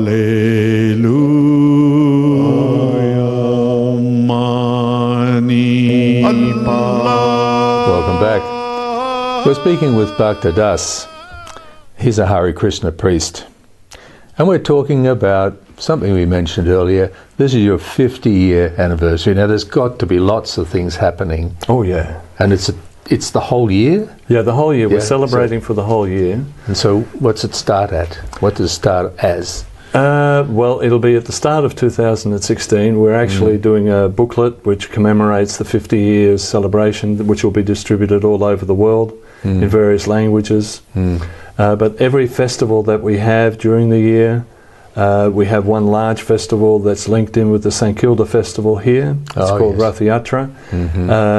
We'll be celebrating that as the 50th anniversary of Rath Yatra. And then Janmashtami, which is Krishna's birthday, same thing again. So all through the year will be, and then of course on the actual day of the signing that we came into existence, that'll be a big festival as well. Are you going to have any sort of conferences or meetings like that? Yeah, we're wanting to have academia become involved, and have conferences with them as well, internationally also. There are many scholars that are actually going to be contributing to various conferences, analysing what has been done over the last 50 years and how the movement has grown and how it will grow. And also its links with the Vedic roots and with the Hindu diaspora, the Hindu community as such. Is there likely to be a publication, so like somebody writing not a thesis, but writing a whole history for yes. you that'll come out? That's definitely happening. We're also producing a documentary, which will be screened either on Channel 31 or perhaps SBS or something like that, which again documents our growth over that period of time. Right. And we have a very, very professional camera filmmaker that's going to be doing that. Yep. Yes, and bringing everything together because it's an international movement. It could be quite interesting. Yeah, it's amazing. I mean, we're here in Australia. We're actually organising that international magazine. And trying to fit everything in that we've done over the last 50 years, the good things and also sometimes not so good things, which we had to learn because we're a young movement. There have been mistakes that we've made, but we've learned from those mistakes and we know which way to go from now on. We're not a sort of a movement that will stay with something that's not working. If we need to change something, we will change something for the benefit of its growth. And for the benefit of the community. Yeah, that raises, you mentioned about where you started and that you were started by. Now, at the passing of the founder, where did the energy and the growth come from? Was there a sort of an organisation set up before he passed? Or? There was indeed. Yeah. And that structure was sort of put in place under his direction. But we found some different faults in that system. Right. Not from what the founder Acharya wanted to set up, but more in the human frailties of some of the leaders at that time. Which happens with any sort of organisation once the founder, the pinnacle, has left. Then there's a state of confusion. When Jesus left, the apostles just stayed in the room and waited to be enlightened. That's right. So in the same token, it took a couple of years to actually get it right. There were issues that we had to deal with. And some of the men that were appointed as leaders, although they did a lot of good work, they had human frailties, like we all do. And that position of leadership was too much for them. And so they fell away. And so now we had to regulate. Because if somebody is adoring you and idolising you, it can go to your head. Yes, and so it did. It went to some of these young men that couldn't take that. They couldn't handle it. And so we had to grow. And so with adjustments, we now have a guru system, a teacher system, a mentor system that works. Right. And people are comfortably coming to the movement and learning how to connect with this movement through their teachers. Yes, the mentoring part of it was the bit that I thought, well, how would it go? But obviously it's gone very well. It's grown into what you're doing here today. Now, but there have been problems. And we don't shirk away from that. No. That's a fact, and we've learned from it. And from that learning process, like say, for example, for a long period of time, we were, in a sense, harassing people to take our literature. And that wasn't right always with people. No. So we tapered that down. We worked out a strategy where we can still present the books and the literature to the public, but in a way that's more acceptable to them. That it's not forced. We don't need to push. If a person would like some of our literature, by all means, take it. Yeah, that's a real maturation, and so after 50 years, there's been a lot of. It's interesting. I have to tell you this story. This was so interesting. I was in an interfaith setting. I was with the Archbishop here in Melbourne, and he said, "Oh, so Bhakta, you're with the Hare Krishna movement." He said, I watch your movement every day out of my window because it overlooks Swanston Street." And he said, "The enthusiasm which your young men and women distribute the scriptures," he said, "I wish my congregation would have a little bit of that enthusiasm to spread the gospel." And I said, "Yep, you've got it."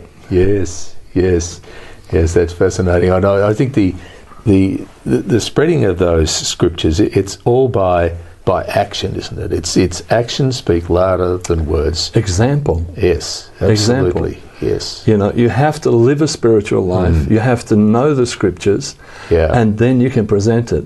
It's like if you went to a movie, right? And the movie was a blockbuster. You saw it and you thought, wow, this is just the best movie I've ever seen. The first thing that you want to do is pass it on to someone else. Norm, have you seen that movie? Yeah. That was fantastic. So it is with spiritual life. Yeah. These people are so enthusiastic about their spiritual life that they want to pass it on to someone else. Yes.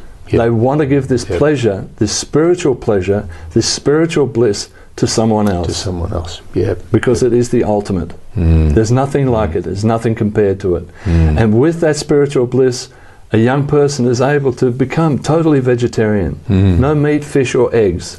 Is able to not gamble, not take intoxications, and not have illicit sex. Now that's a roundup of things that a lot of people would wrongly value. We're out of time. That's okay. But what I would like to really thank you so much for a series of 3 interviews, because it's been so illuminating. And thank you once again. It was Dr. wonderful talking to you, Norm, and I appreciate the opportunity you've given me. Thank you very much. Thank you. Hare Krishna. You've been watching Harmony and Diversity. We'll be back next week. So bye for now. Baha'u'llah,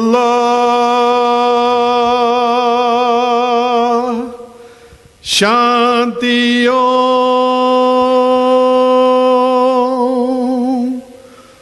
Allahu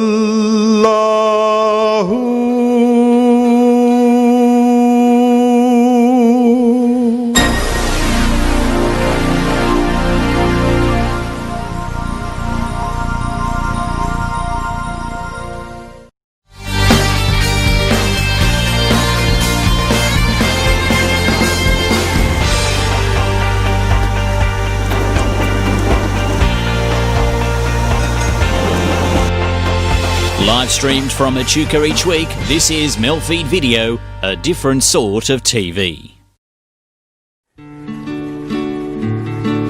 Spirit of God in the clear running water, blowing to greatness the trees and the hills. Spirit of God in the glimmer of morning, fill the earth, bring it to birth and blow where you will. Blow, blow, blow till I be but breath of the Spirit flowing in me. Hello, welcome to Spirit of Life. My name is Geraldine Lee, your host, and our guest is Tanya Wilson. She's a woman of faith that shares her spiritual journey. Welcome back, Tanya. Thank you, Geraldine.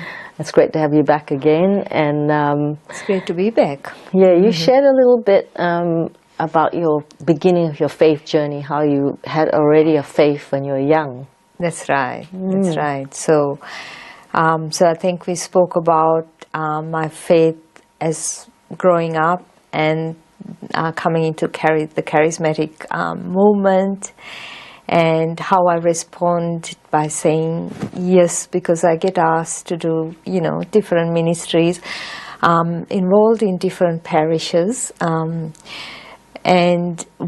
St. Dominic's is my parish, and at the time, the reason I'm involved with different parishes is because I work in the city, and so I have my involvement with St. Augustine's. Then I'm where I live. I also attend Mass at St. Benedict's, as well as my charismatic prayer group is at St. Scholastica's.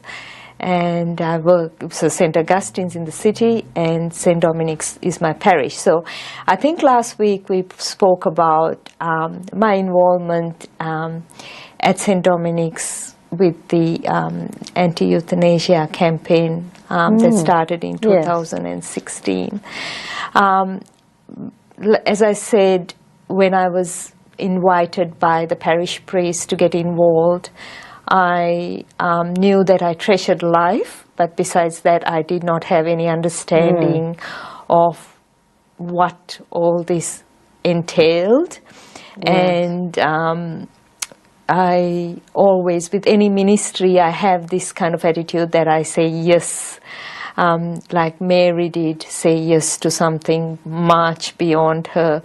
And a lot of the calls that I get within the church ministries is something that most times I go, okay, what is this about? And then the Lord, of course, teaches me, and I discover, He gives me the words like He's done with Jeremiah, the prophet, and He leads me. And so when He actually asked me to get involved, He introduced me to this lady who was a retired palliative care nurse. And so she had all the know-how of how to approach people, how to campaign for the cause in the parish and everything. And I realized then my role, because she was a little bit nervous about, speaking in public and things like that, and admin side of it. So I realized why the Lord called me, just to help her in the areas that she needed, because she had a folder that thick on this subject, and what the AMA, the medical professionals, thought about it. Most of them disagreed with it at this time, and so she had a wealth of knowledge, and she taught me about the beauty of palliative care as well. So we worked as a team in the church. We just ran letter writing campaigns and various things, morning teas, and just to raise awareness with the people. Well, obviously the parliamentarians who were at the time voting on it, as well as the public. So that was my involvement, working with the team. I enjoyed that very much. Yes, I think it's wonderful how you said yes, because I think there's a tendency for people to, when they don't know enough about something, to say no first. Yes. But I think, like Mary, she just said, yes, do unto me as you will to the Lord. That, she was aware she was weak, but with God, you can be strong. I, as you know, lead a ministry myself, and I don't always expect 110% from my volunteers. I just am so happy if they can just do a little bit. And so I think you would be you would have been, and you are a great encouragement to ministries for the fact that you say yes. And I hope the audience and people around will respond to that, because I think it helps people who are leaders. And the Lord provides, like the very fact that there was this person who needed the kind of admin support, the groundwork, but she was a wealth of knowledge on the subject. It was really that the Lord provided, and what He provided for me, because even before the war, I had my personal thing that Dad started getting sick. Each week he had to be taken to the hospital. Now he was okay, he was well, and the whole thing about I had to be helping Mom with rushing him to hospital. His blood count was going down a lot. He needed blood transfusions. We didn't know what was going on, so I had to actually leave the moment. I had to leave the campaign, and by that time they had enough of support. So you came at the right time. And then to make a long story short, we discovered Dad had cancer, and they didn't know where the primary one, but by the time they actually discovered it was secondary, and he wasn't given very long to live. And under the law, he could have chosen euthanasia, but it wasn't the law at the time still, because it was under 6 months, but he ended up living 7 months.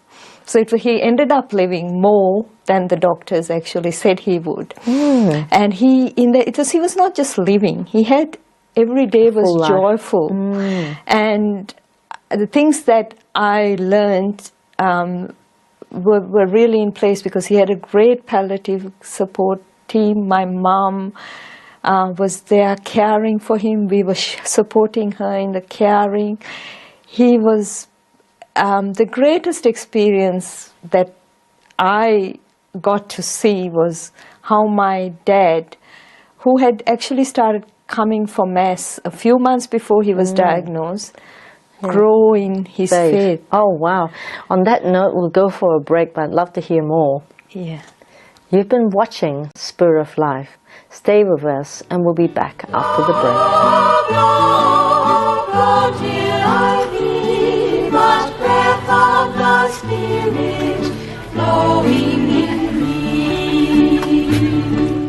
Community television is a part of Australia's media landscape, and it's yours. On July 1, it could be gone from the airwaves forever. In its place, the Minister for Communications, Paul Fletcher, intends to replace a vibrant and diverse media sector with years and years and years of white noise. When there is no cost to the Australian government to keep community television on the air, and in the absence of a viable alternative, we ask Minister Fletcher to keep local TV on TV. For more information, email info@c31.org.au. This season, we need your help to control Queensland fruit fly in our region. Your infested fruit is destroying your neighbour's harvest and the livelihood of our orchardists and their families. Pick up and dispose of fallen fruit. Infected fruit in your backyard is a breeding ground for fruit fly. Monitor fruit fly numbers by hanging traps in your fruit trees. Traps can be purchased at your local hardware stores. Net your fruit trees and susceptible vegetables with fruit fly specific netting. Contact us for information.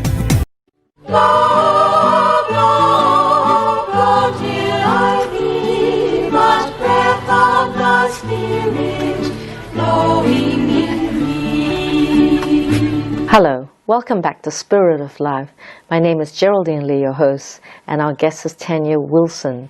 She has been sharing her faith story. Welcome back, Tanya. Thank you, Geraldine. You were sharing about your dad, how it was a time of where he deepened his faith during his palliative care when he had cancer. Yes, so that's right. I mean, I think last week I mentioned that during the start of his journey as in the Catholic Church, he didn't regularly attend Mass and everything. But just before he was diagnosed with his cancer, he started attending church, and he wasn't even unwell. And my mom was really joyful at the fact that he was accompanying her. She was a very faithful servant of, and she still is a very faithful servant of the Lord. And so I remember her calling me and saying, guess what, Dad started to come to church with me, you know. How long did she wait? How many years? Oh, they were more than 50 years married. Oh, wow, she was a strong faith, praying all those years, finally at 50-something years. Just approaching 50, just past their 50th and anniversary. That's beautiful, because it didn't sound like she was cynical, it sounded like she was so excited. No, she actually, each time she attended Sunday Mass, she probably took him with her, you know. They were one. Very they were close. They lived that sacrament of being one in marriage so much, you know. That's beautiful. And so when he was diagnosed, and he was basically, my uncle who lived in Brisbane, he was very involved in the Catholic charismatic renewal, or the Sri Lankan wing of community here. And he got in touch with the representative in Melbourne and said, can you visit my brother? And so this person came and visited my dad. And they built a really good rapport. And my dad was a bit, I suppose, nervous or cynical of he's not been involved with Catholic charismatic before. So I remember him calling me and I saying, can you come? And so I got the privilege of I took time off work to attend at their home that day, the day this person visited. But it was a really good visit, because from the time he came, he was very prophetic. The readings he had, and he gave Dad a lot of hope. And now looking back at it, he was almost prophetic. He was quite prophetic about Dad's journey of coming back to Jesus, you know. And they offer a program. They call it the 4 Steps program. Basically, he was very faithful. He came and visited Dad every week. The whole program is to lead you back to the Lord through confession. And so the final step, my dad, after about 8 weeks or so, was ready to make confession. And it was a very, very special time. There was a visiting priest from St. Benedict's who came, and he made his confession. But the interesting thing is, we watched Dad going weaker and weaker, but at the same time stronger and stronger in his faith. I remember when he couldn't even hardly say words, he would mumble to my mum towards the end of the night, prayers, he would say, you know, under his breath. So it was sad and joyful. Sad and joyful. And my mum would be busy, obviously, nursing him and doing everything, but he would remind her that it's prayer time. Beautiful. And that's good, because obviously you and your mum have strong faith that other people would say this is tragic, but your values is that he comes closer to Jesus, you know, even though the human side of you, I suppose, is like you have to say goodbye to your dad, but it sounds like that was the very important part, that he has faith. Yes, and to see someone, in a sense, it's very sad, seeing someone who was so strong and alert and becoming weak and weaker, but there is a parallel at the same time. You see a different kind of strength. And you see the journey that someone said to me, I think the best way I can explain this is, someone said to me when Dad was first diagnosed, and they gave me a beautiful writing about how death being like a second birth, like you are born to a new life, and I kind of got to see that there was another life happening at the same time. That's the best way I can explain it. Yes. No, I kind of get that, because my dad also had cancer, and he died gradually, and he had palliative care, and I thought it was beautiful how he had reconciliation with different people, and relatives or friends where there was a rift. There was unity and forgiveness, and we had heaps of prayer groups. We were praising and worshiping and singing, and it was a beautiful intimacy from my dad to me and family members and friends. And that's very true. I'm glad you reminded me of that, because there was a rosary group, my mom's group of friends, who were also very, very faithful, and they used to come pray the rosary, and when he was at the end close to death at Box Hill Hospital he was, they even came and we were praying the rosary there, and yeah, that was pretty special. We somehow, because he's done the rosary right throughout, it's a great bond, isn't it? We kind of felt that whole group of them praying the rosary. Very close. Yeah, and we almost felt Dad was joining us, although he couldn't, was not very conscious at that stage. On that note, we have to go for a break now. You've been watching Spirit of Life. Stay with us, and we'll be back after the break.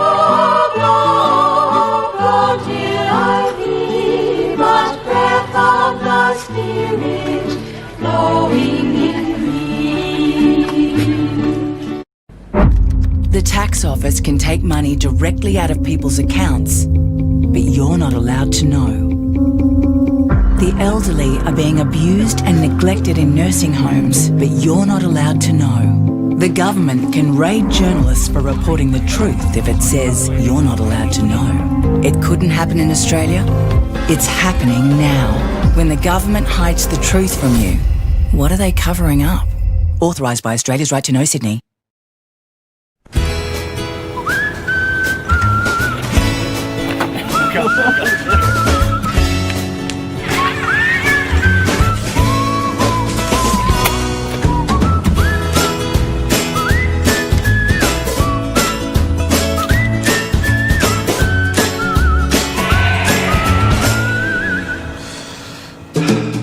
Every new lion means 2 more hands. Join us, lions.org.au. Good morning. And how are you today? I am fine, thank you. Red Lobster is a program about poetry, featuring performances by a wide range of poets, published and unpublished, from all walks of life. You can catch poetry readings from all around Melbourne. So for an interesting and entertaining mix, come join us on MELfeed.video each Monday night at 10:30 for Red Lobster. Love, love, until I feel much breath of the Spirit flowing in me. Hello, welcome back to Spirit of Life. My name is Geraldine Lee, your host, and our guest is Tanya Wilson. She's a woman with great faith. Welcome back, Tanya. Thank you, Geraldine. Yeah, it was great how you shared about your journey with your dad, dying, and how, even though it was very sad, it was also joyous in a sense of the intimacy and the healing, and your dad's faith growing. As he was dying, he was growing stronger in his faith. That's right, that's right. I think I said it's like a new birth, and we felt that he was being born into something bigger than what we could understand, and we kind of experienced that strength, although his body was weakening and weakening. It was a sad, but also there was joy in it for our family, and it did bring the family together in a beautiful way as well. Yes, a closeness, isn't it? Yes, that's right, that's right. So it's... Yes, I remember my dad, when he was dying, he said, let's all talk about anything that if I've hurt you, I want to know, and vice versa, if he's hurt me. And that was beautiful because... we could share for hours, those sort of things. And sometimes I think to myself, why didn't we share it before, Because then there was such closeness and love and intimacy. And I remember that he had this final talk with the whole family, how he loved them and how he spoke about different characters in the family. And there was a real bond and unity. And, that's lovely. And it was just... And also with my mum dying... I was very sad that she suffered, close to the death. But I have a friend who's a doctor, and she said that even though your mum suffered in the last few minutes before her death, it's like labor. When a woman goes through labor, she comes into having a baby, new life. Yes. And same with my mother, those hours before she died, that labor brought her to eternal life. Wow, that's very, very similar to what I was told when Dad passed away. So I think that's the grace of what we get from having faith. We get that same consistent message. Yes, you don't understand suffering, but if you can somehow make it a prayer, and I prayed to have it confirmed. That thought about that still good can come out of it. Yes, and so if I was praying one day when I sort of didn't believe so much in God, because I thought, with all the prayers, why didn't she have a joyful and peaceful death? Because you expect that. Yes. But but then I was praying, and this friend of mine said, be honest with God. Get angry at God. Tell Him that you're not happy. But instead of not going to church, just be honest with God. So there was one day I was telling God off, journaling and praying and telling God off. And then suddenly as I fell asleep and I had a dream. And in my dream, my mother appeared. And she said to me, you don't need to be angry anymore at God because I'm in heaven now. My life on earth was only short. The suffering I went through was little compared to eternal life. Yeah. And somehow she was giving me the message that she had to go through that labor of suffering to journey into eternal life. Yeah, the letting go, you know? Yes. The whole labor is like letting go and being ready for the eternal life. Yeah, that's beautiful. Yeah. That's beautiful, yes. Yeah, so we've been talking quite deep, but I think you have also great faith as you are in a parish, a Dominican parish. That's right. So I think last week we spoke about being that I was in the charismatic movement and being in the Dominican. The experience of being in a Dominican parish is a totally different experience to being the charismatic. Yeah. So there is a very serious side to it. I think I look at one group as being like the serious big brother in the family, and you know the charismatics have that free and easy, spontaneity, and then I call myself the middle child because I enjoy both. And it is really a very positive experience because the Dominicans, they are preachers. Their order is an order and of teachers preachers. too, aren't they? Yes, preachers and teachers. So Saint Dominic, the legend says that he used to walk the streets preaching with his group of followers, and there was many victories, especially against I think it's called Albigensians, the heretics at that time, and he won over them with their preaching and things like that, or won over the situation. I don't know if it's them or won over. I'm not really sure whether he won over the actual people from following their teaching. But at the end of the day, I think the gift of preaching really comes. So when I go on a Sunday to St. Dominic's, I'm inspired a lot, and I think I learn a lot through their talks. Through their talks, which is a very inspiring thing. And another thing is that I think we are very privileged to have so many an order of priests, and they have student brothers that come from different parts, from the Solomon Islands mainly, and getting to meet some of those people, young men, is inspiring, isn't it? Of faith, it's very, very especially inspiring. I know now that I've especially got to meet them now that my son is involved in of the youth group. Youth group, as well as he's an altar server. Oh, wow. So the Lord is working in his life, blessing him, and wonderful with that ministry at St. Dominic's. And Oh, well, we have really enjoyed having you in this program, but unfortunately we've come to a close. I wish you all the best for the future, and thanks for your inspiring life. Thank you, Geraldine. It's been a pleasure. You've been watching Spirit of Life. Join us again next week. Goodbye, and God bless you.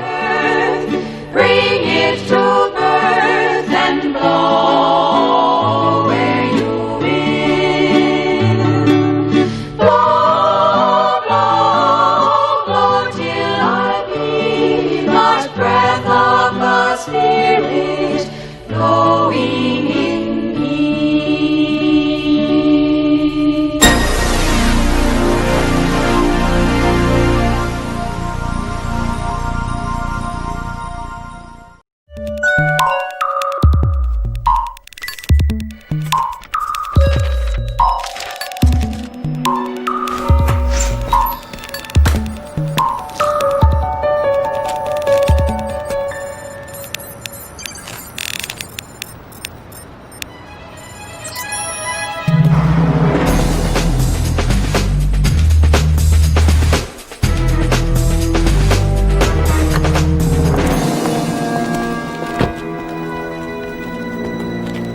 So, you think you're ready for this? To take on the world? Why not?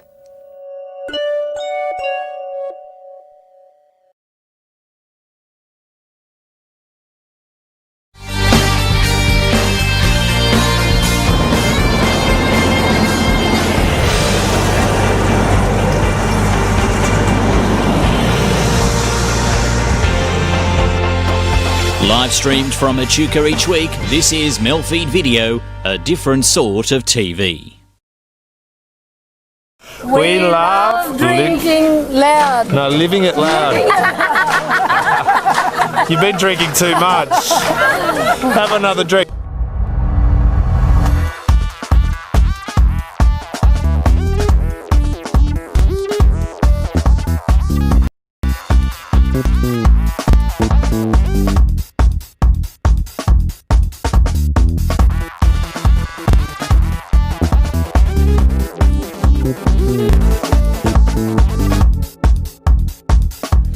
Look, we're here at Denaroo Island now. It's known for its golf course. Now, this is a world famous golf course.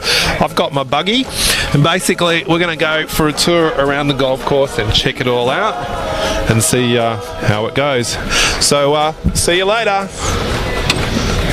Okay, this is about an 18-hole golf course. It's one of the largest in Fiji. Basically, they have world champion tournaments here. One thing that's quite unique with the golf course is the bunkers. They're actually designed with little fish shape. I'm just crossing a bridge here. Now, this is probably one of the best and most scenic ways to see Denaroo Island. Now, I'm trying to figure out what that is. What's that meant to be? Jellyfish? I don't know. It's a bit weird.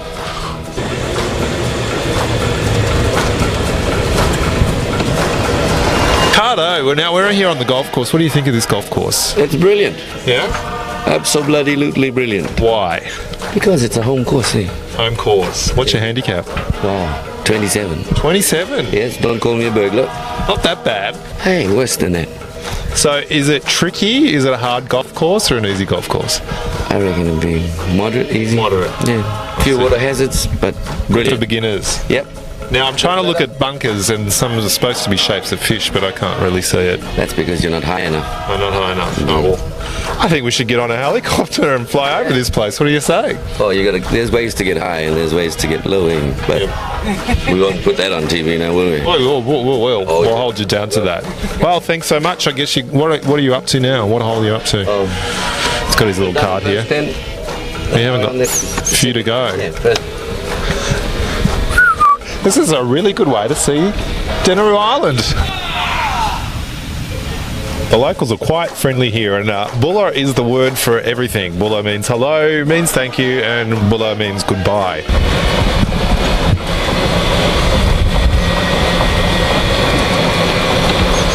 Right, we've got an umbrella. I don't know why they've got an umbrella. Now, Tiger, how's your handicap going? What is my handicap? 14.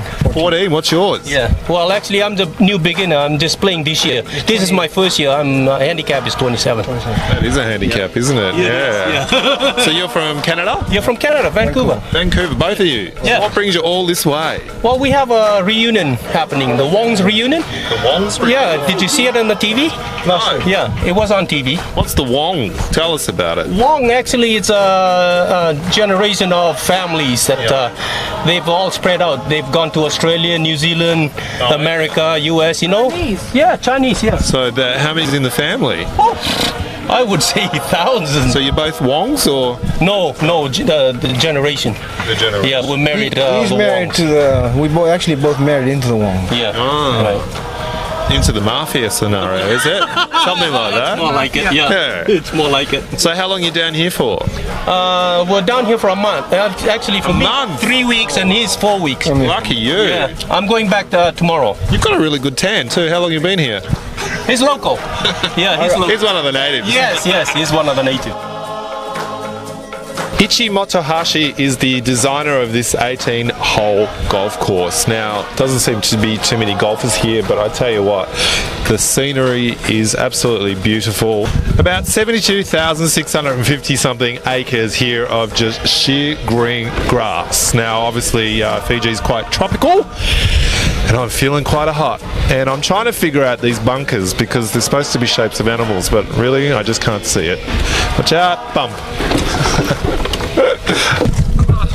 Oh, look, I just climbed the coconut tree. I don't know if you can hear that. Can you hear that? Yeah. It's amazing. We are going to travel on the local transport. Now, if you have a look at this bus, it's roughly about 25 Fiji cents. Fully air conditioned because they knocked the windows out. So let's go on board. Check it out. This is going to be a wild trip. Oops, everybody's jumping on the bus and it's a fun way to get around. Air conditioning is fantastic. We're off to Nadi, which is like the largest city in this end of Fiji. Now I'm going to have a chat. I'm going to have a chat to you actually. How you going? Very good. What brings you to Fiji? A holiday. A holiday. Yep. So what made you choose Fiji then? My parents. Yeah, really? What, they've been here before? No, we just thought we'd, go somewhere different. We haven't been here, so yeah. And where are you from? Place, Australia. Whereabouts? Queensland. Queensland. Yes. So a short trip? Yeah, 4 hours. 4 not hours. Too long. Yeah, not bad. Yeah. So what do you plan to see while you're here? Well, we've been to Suva. Suva. Basically. What do you recommend? Suva? Suva? No, I recommend. Watch out for anyone that tries to drag you into a shop. Really? Yes. Oh, once you're in, that's it. You're never getting out? Exactly, yeah. Not okay. without buying something. Oh, what have you bought? Wood carvings? I bought this watch. Watch? How much was the watch? $25. $24? That's about $24, well, $20 Australian. Roughly. Not too bad. Not too bad? Yeah, for a fake. Yeah, for a fake. Very true, very true. And how do you find the people? Nice. Nice. They are. They're so friendly that they sold you everything, didn't they? You can't say no. No. That's how it works. Oh, they're so friendly. Yeah. You got sandals as well, did you? How much were they? I need a good pair of sandals. $29. 29. With negotiation. Can you bargain? You have to bargain? Yeah. Okay, well, we'll hit the streets and I'm after a pair of flippies and I'll see if I can do better than 29.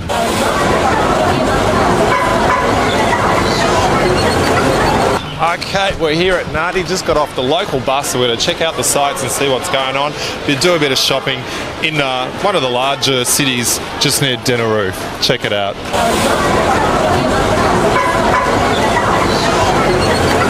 School must be out. Hey, how you going? Do you speak English?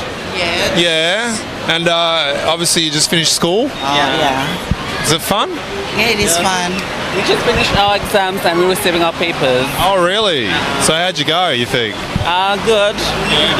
So what are you studying? I'm studying English, maths, geography, that's to deal with the environment, and I'm taking history. History? Yeah, Fijian history? Or? Fijian history in other countries like Germany, France. Okay. So what are your ambitions then? Obviously you're Fijian. What do you want to do? Do you want to travel or...? I want to travel around the whole East to be a historian to learn other parts of the country, what it's like to be. Is it hard for you guys to travel globally anyway, or not? To get visas out of Fiji? We have scholarships from overseas we can apply to. Yeah. So we can apply for that and then so we can go overseas to study.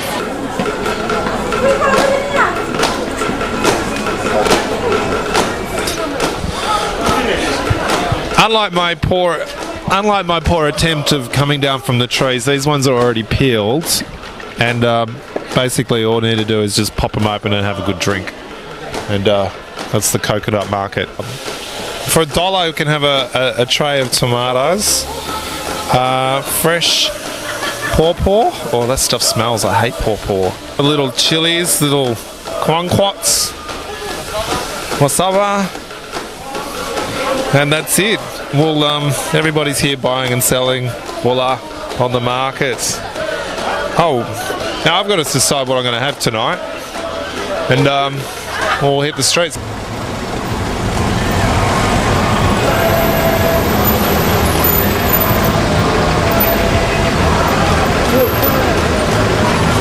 I'm trying to find a pair of thongs. Now the shop's full of thongs, so that's alright. Just trying to find a pair that I like and that fit. So far, I've chosen these ones. Now we found them. Okay. Now, which side? You got the left foot or the right foot? The right foot. Now, Fijian culture. Do you bargain? Here? It's all special price now. They're all special price. Now. So what's special price? $29.95. So I'd not get any better than that. Oh, look at that. Could do without the socks. No, just curious, that's all. That's the right one. That's alright. What do you think? I'll do. That's fine, I'll take those. Put them away. Special price for $25. Very happy man. He's happy now, he's got his $25, you see. Now he's laughing. Well, you don't bargain here or not? In Fiji, do you bargain though? We bargain, but we on sale now. Yeah. No, just wondering. Yeah, you can bargain, yeah. No, it's normal to bargain, so you never pay for anything full price here in Fiji, normally. No. Yeah. Only in the supermarket. So is there two prices? Is there like Fiji price and tourist price? No, not in your shop, but in general out there is. Yeah. Got to watch that. So I have to get a tan basically and look kind of Fijian, I guess. You think? Basically. Okay, we'll pay for them. We'll start our off. Now, Fijian money basically looks like this. This is a 50 and it's got the Queen on it. Can't get rid of the Queen. Oh, look at this. I got some seriously good food here going on. Hello. How are you? What have we got here? All sweets. Is this what, traditional Fijian or traditional Indian or mix? Lovely. I think I got to along. Healthy. Good food. We're mulling along. It's all the same. What have you got? Is it sweets? Yeah. Oh, you got a sweet tooth. Oh, I think we all like our sweets. Oh, there you go. We've got lots of food here going on. Lots of yum stuff under and through. We're checking it out. Bulla. Oh, look at this. Now, welcome. We got this root. What is this? This one kava, Fiji kava. Kava. Oh, so you drink. This makes you happy. Yeah. I can't believe how many roots are in here. This is like one of the stable alcohol. Hello, Bulla. Is what they all drink. Everybody's look so nice and shaped. Very good. How much do you put in the drink? You only put a little bit, yeah, to drink. About 2 or 3 tablespoons. 2-3 tablespoons. Yeah. Yeah. And about you'll get this big basin full. Yeah. Strong. Well, what happens? I can't walk. No, yeah. Yeah. Very lately, not like liquor. It's like liquor. Yeah, but it's like not liquor. Not liquor. But dangerous. Yeah, dangerous. Dangerous. There you go. Kava, a tranquilizing non-alcoholic drink that numbs the tongue and lips, come from the waka, dried root of the pepper plant. This ceremonial preparation is the most honored feature of the formal life of Fijians, Tongans and Samoans. It is performed with the utmost gravity according to a sacramental ritual to mark births, marriages, deaths, official visits, and the installation of a new chief. Nowadays, the pulp is put in a cloth sack and mixed with water in the tanoa. We call the kava bowl the tanoa. So this is basically what all Fijians do as a welcoming, which is a traditional drink. Pass it on. Oh, it's your turn now. I am getting closer to having a sip of this muddy water. Now they say first time it tastes like mud. Is that right? Have you tasted mud before? Yeah, I've tasted mud before. Okay, and through a coconut shell. Bring it on. Oh, not that much. You'll kill me. Okay. I don't know about this.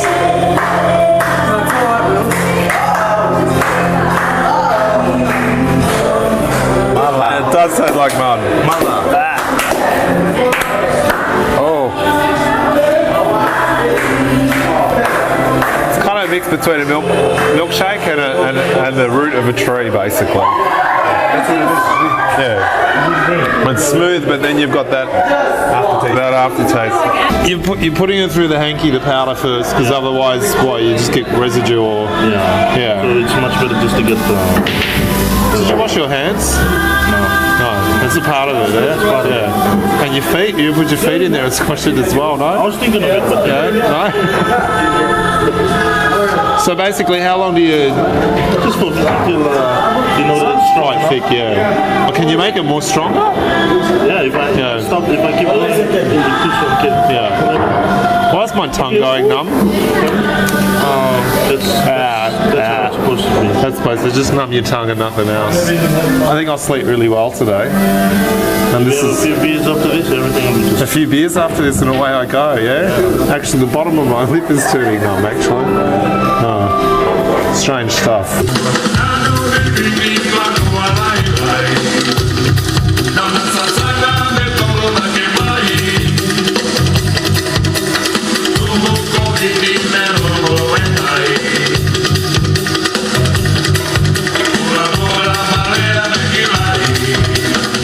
I'm here at the International Summit 2002 here in Fiji, where every state head of every country is here to talk about things that affect them in their own country. We're just listening to one of the presidents from the French Republic. She's talking about some of the problems and difficulties that they have. And basically it's a conference over 3 days, and they discuss things of how they can help the public here also in Fiji, tourism and other things that affect their culture. The President of the European Union. The Honorable Pascal Lamy, ladies and gentlemen. Chargé de vous adresser un message à l'occasion de l'ouverture de votre 3e sommet pour lequel vous avez retenu. 3-day summit? Yep. And what's it for? What's the ACP? They're meeting to prepare for the negotiations that are coming with the European Union in September, that is, yeah. So how successful are things like this? Is it just more all talk before anything goes into action, or? Well, I think it is important to get their positions together, and they have to converge as a team, and I think they have been meeting regularly, and you have the leaders who are now meeting again here, and we're fortunate in Fiji to be hosting that. Yes, you've got a lot of head of states here. Yes, the number that it wasn't what we had expected, but I think it is good to have those that are able to make it, because it's important that we only have a few, 2 months to go before. So what are the important issues that you're touching on? We're talking about how we can maintain the trade relationship, if not improved, now that we're going into this globalized regime. And is that hard though, being such, Yeah, well, I'm not. We're actually involved in the negotiations, but it's going to be tough because the world is opening up. But I'm sure we can maintain the ACP and the European Union relations that has been enjoyed in the Lome Protocol up to now. So a lot of talking and a lot of working. Yeah, a lot of talk. They've got to talk before they work, and hopefully it's going to be a lot of work for the officials after that to try and put their positions together.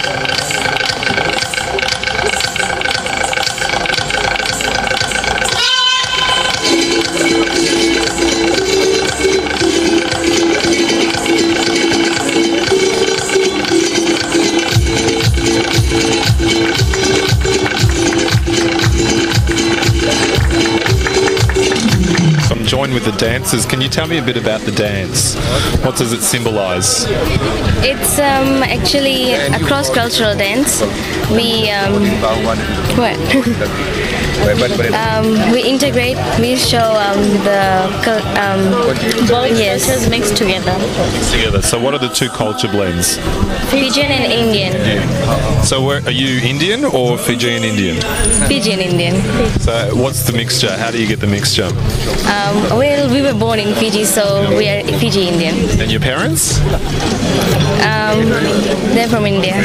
Yeah. Fiji is quite cultural, isn't it? And there is a big mix of all types. How does everybody get along? It's they just mix together. Yeah, but there's no problems. No. everybody's happy here. Yes. A very friendly island, I must say. Yes, friendly. And your belief system is Hindi?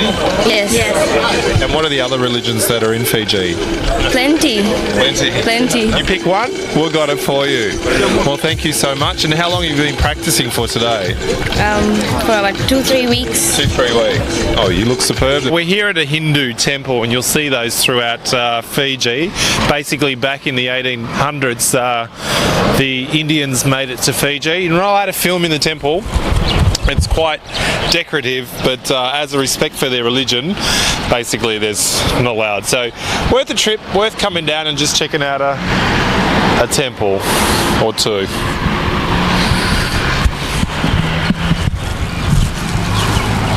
Just to top up, every head of the state in Africa and Caribbean are here to talk about the European buying power, trade and all that sort of stuff. So that's what's going on here in Fiji for 3 days. We're going to try and check out the ball. That's going to be tough to get into, but we'll play the game.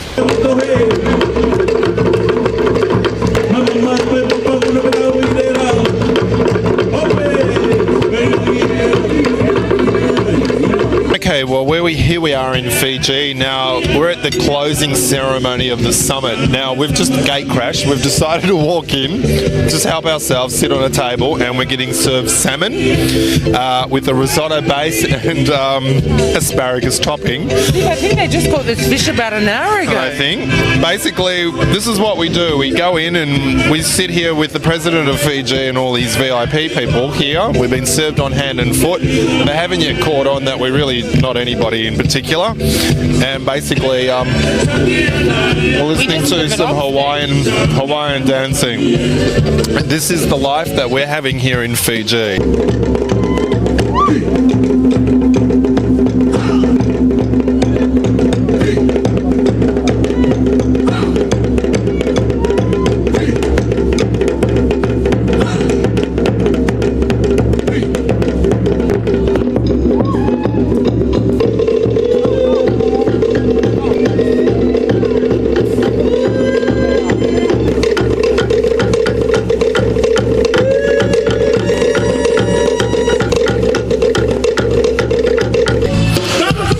How's your fish? I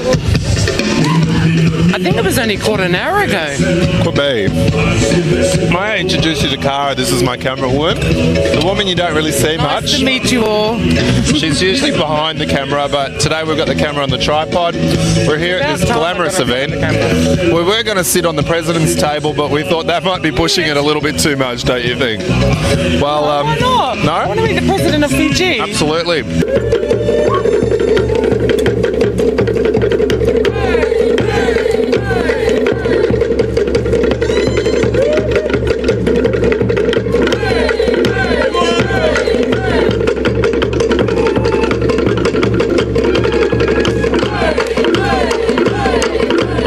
You been doing the dancing? Well, I'm 43 years old now, so I've been dancing for about 40 years now. You're 43? Oh my God, you look about 50. Yeah, not bad for 43. You're lying, you're 43. But what's with the outfits? What's with the tea towel over the front? Tea towel. It's like a little cloth. It's a bit revealing. You should have seen us when we were traditional. What was traditional? Nothing. Oh, let's go a la fresco then, shall we? Nice food, nice company, nice entertainment. Cook Islanders, we're on the table with the Cook Islanders. Basically, they're good cooks, these Cook Islanders. And what's your name, by the way? My name's Tu. Your name's Tu?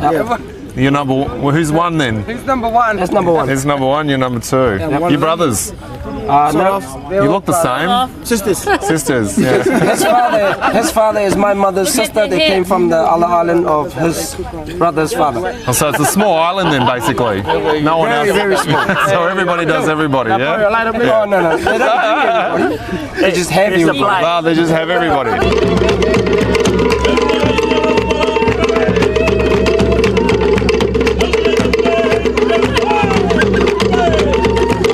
Where are you from? From Brazzaville. Brazzaville. Brazzaville?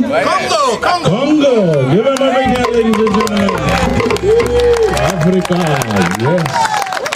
How about that? Sir, where are you from? Madagascar. Madagascar.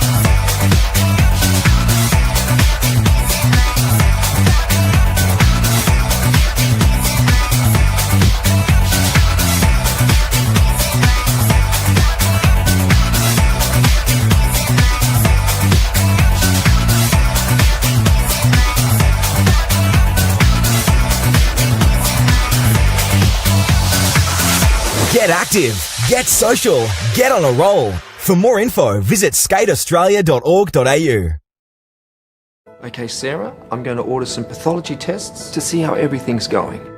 Half the Australian population had a pathology test last year. That's you or someone you love.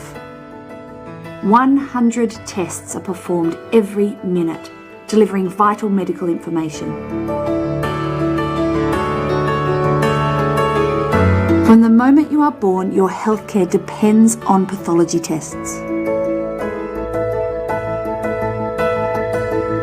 70% of medical decisions rely on information from pathology tests. Pathology is the engine room of healthcare. One small sample can reveal millions of insights all about you. Pathologists are your doctor's doctor. 25,000 people work to provide doctors with the answers they need to treat you. Australian pathology is world class. We may never meet you, but we see each of you as part of our family. Every minute, 23 Australians find out more about their health. Good news, Sarah, the results show that everything's okay. Pathology provides peace of mind.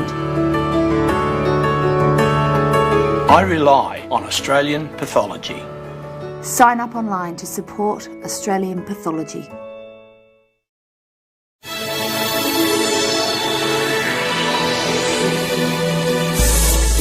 For over 80 years, the Royal Flying Doctor Service has been providing a mantle of safety across our vast land.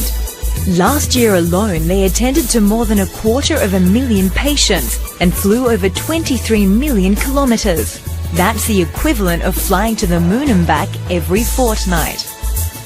Whether it's an emergency rescue, delivery of urgent medical supplies, or an air ambulance transfer to a major city hospital, the Flying Doctor is always out there for everyone.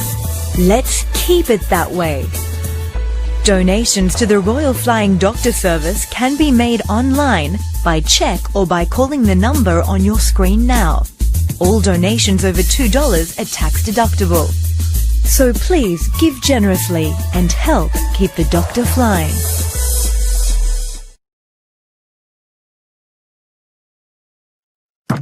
Here is some brilliant news for adults who have difficulties with spelling, reading a newspaper or phone bill, or writing letters and emails. It can be easier to improve your reading and writing skills than to keep putting it off.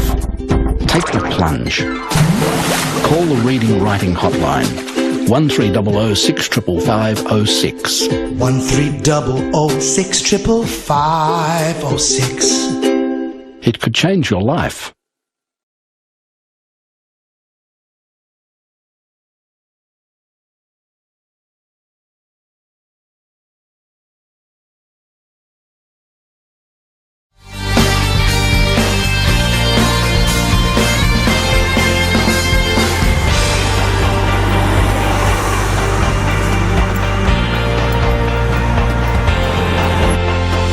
Live streamed from Echuca each week, this is MELfeed Video, a different sort of TV.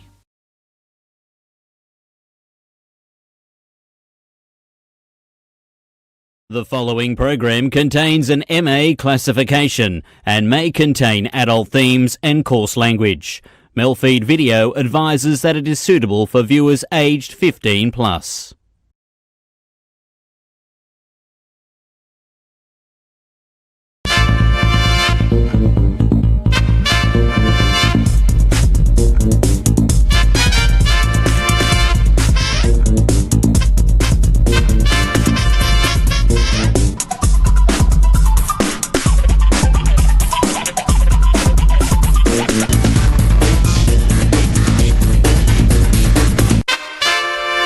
Got two poems about 4 months after.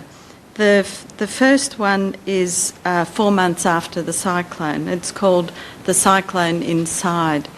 And I was in an art gallery. This is about being in an art gallery. It starts with a quote from Susan Griffin's Woman and Nature. Are we ready for the wind? Will this wind come inside us? 4 months have passed. The dream's settled. No midnight crying, no calling out for help. We make a casual visit to the gallery, skipping the meeting like two schoolgirls playing truant. And then I hear it, the earth roaring as if death has come. The water rages, we are mere twigs, floating, broken by the water's wash and the wind. The wind is inside me. I am not ready for this cave-in on the gallery floor as the installation rolls on.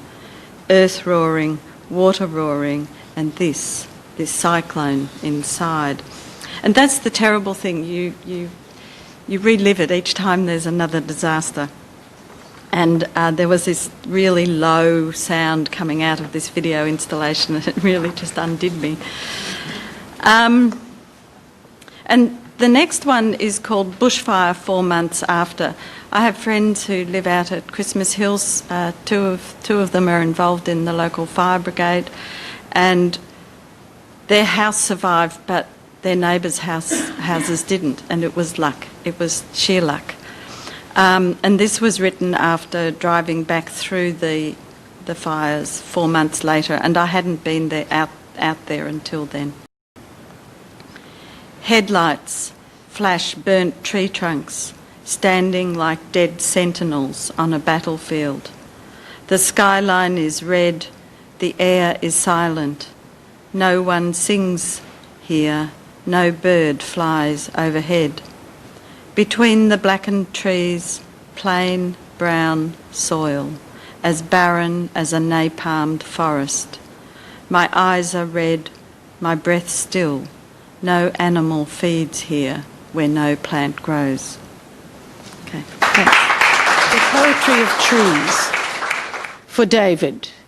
You show me patterns carved by fire, layers of shredding bark, polish of nakedness, dead fronds anew mingled on a drooping branch, lorikeet deep in a pine.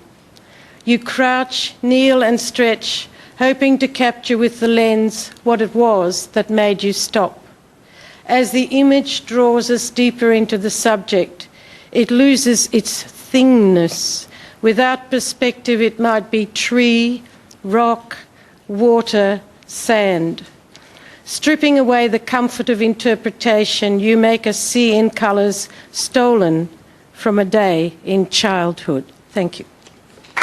the importance of being lame. Looking in the mirror, I beheld a ghostly apparition. The face looked vaguely familiar, obviously an older relative. I looked closer. The skin was all wrinkly, filled with blemishes, the result of a life filled with overindulgence. As you sow, so shall you reap, according to Lady Bracknell. I moved from the mirror and reached out for a cucumber sandwich. My rendition of Furulise was getting to Lane. He had his hands over his ears. Gwendolyn was announced and asked for tea. What an eminently sensible girl. Being too early for a gin, I ducked behind the sofa and inhaled some ozone. Immediately I felt better. The piano keys were dancing and Lane was playing leapfrog with the antique chairs. Gwendolyn had removed her gloves. Why are you leering in that obscene way, Algie? Gwendolyn always knew when I was enjoying myself. Lane offered her another cucumber sandwich. I immediately imagined Gwendolyn and my Aunt Augusta careering down a steep slope in a dog cart, without dog or horse. Maybe having them land in a stream was carrying vindictiveness too far. Neither could swim, and both were particularly susceptible to chills. Suddenly the grandmother clock chimed 10, and throwing caution to the winds, I poured myself a stiff gin. Aunt Augusta was announced formally. Still drinking, I see, Algernon? I kissed her proffered hand, still gloved. She beamed. A double scotch, Aunt? She collapsed into an armchair. A chihuahua emerged from her bosom, leapt up onto Gwendolyn's chest and began vacuuming up the odd crumb. Gwendolyn, sensible girl, screamed. In quick succession, I was regaled with the latest scandal and gossip. Immediately, I forgot it and thought, this is not what I intended for my life. Thank you. Now, the next poem is called Helicopter Breath. And what happens after cyclones and disasters, of course, is there's heaps of helicopters in the sky. And then there's the SES, the emergency services, state emergency services. And so this is a poem about that. It's called Helicopter Breath. The sun is barely up when the helicopter comes over, its blades whirring like that old wind. Inside the chopper, someone is winding out the film. Well, the video on some kind of tape made up of digits, not the finger type either. And you can almost see the shocked looks on their faces. They're so close, they must be seeing this destruction. It's like a matchbox disaster, and some kids come along in a tantrum, kicked the toys all about, stomped on them, you know? They swarmed in, these SES types, dressed like wasps in their orange overalls, carrying chainsaws as if they were machine guns. One bloke gets his chainsaw stuck in the tree, then another and another, like it's some kind of stuck chainsaw epidemic. Then I look round and you're laughing, turning and laughing so they don't see your face. Because you know there's nothing more a man hates than being laughed at by a woman. And you know that and turn away because they're carrying chainsaws, and laughing by a woman when a man's got a chainsaw is like throwing lit dynamite into a drum of petrol. Real explosive. By the time the wasps leave, you've calmed down a bit and I see you walk away almost breathless. I was thinking about these big winds and how they just steamroll you flat as a lizard. Afterwards, you sometimes have to keep on through all the soreness that comes when you don't sleep properly. All the huffing and puffing from working without a break, from nightmares and chainsaws and early rising helicopters.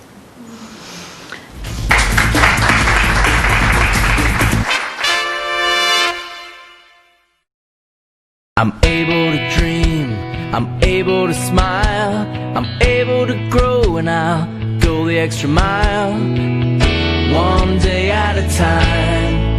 So put your hands together, we can change lives forever.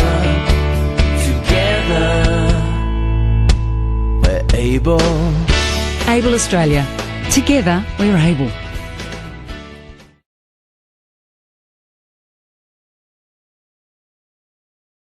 Hot water storage tanks can be a breeding ground for Legionnaire's disease bacteria.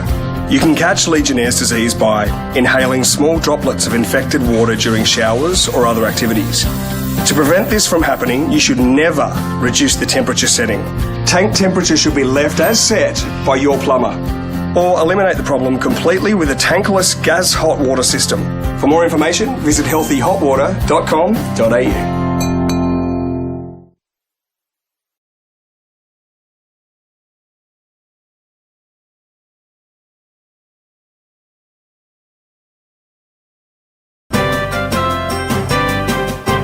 Each week on MELfeed Video, join us for Northern Access Television's general interest chat show, NAT Chat.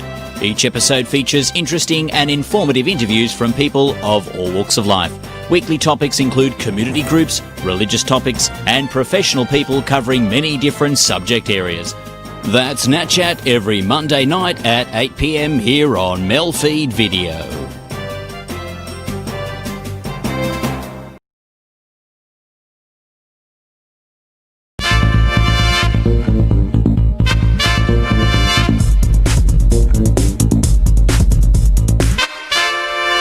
I guess just to get the ball rolling and not to kind of, get out too fast, just what's a typical life in the day of Matt Hetherington?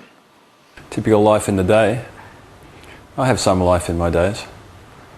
If you mean a typical day in my life, I don't know. I try not to have typical days. Okay. I don't always succeed. I try and avoid them, but... What's a good day in the life of Matt Hetherington? I think a good day is where I get a good night's sleep.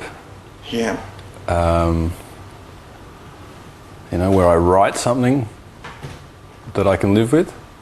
When I have fun seeing Jess, my daughter. Yeah. How old is Jess? 3.5. Yeah. Yeah. So you've written 3 books now. You've edited the Love and Fear anthology. You've written for Cordite. You've published about 150 pieces on the internet. You must be feeling like you're doing something right and you're onto something in terms of critical recognition.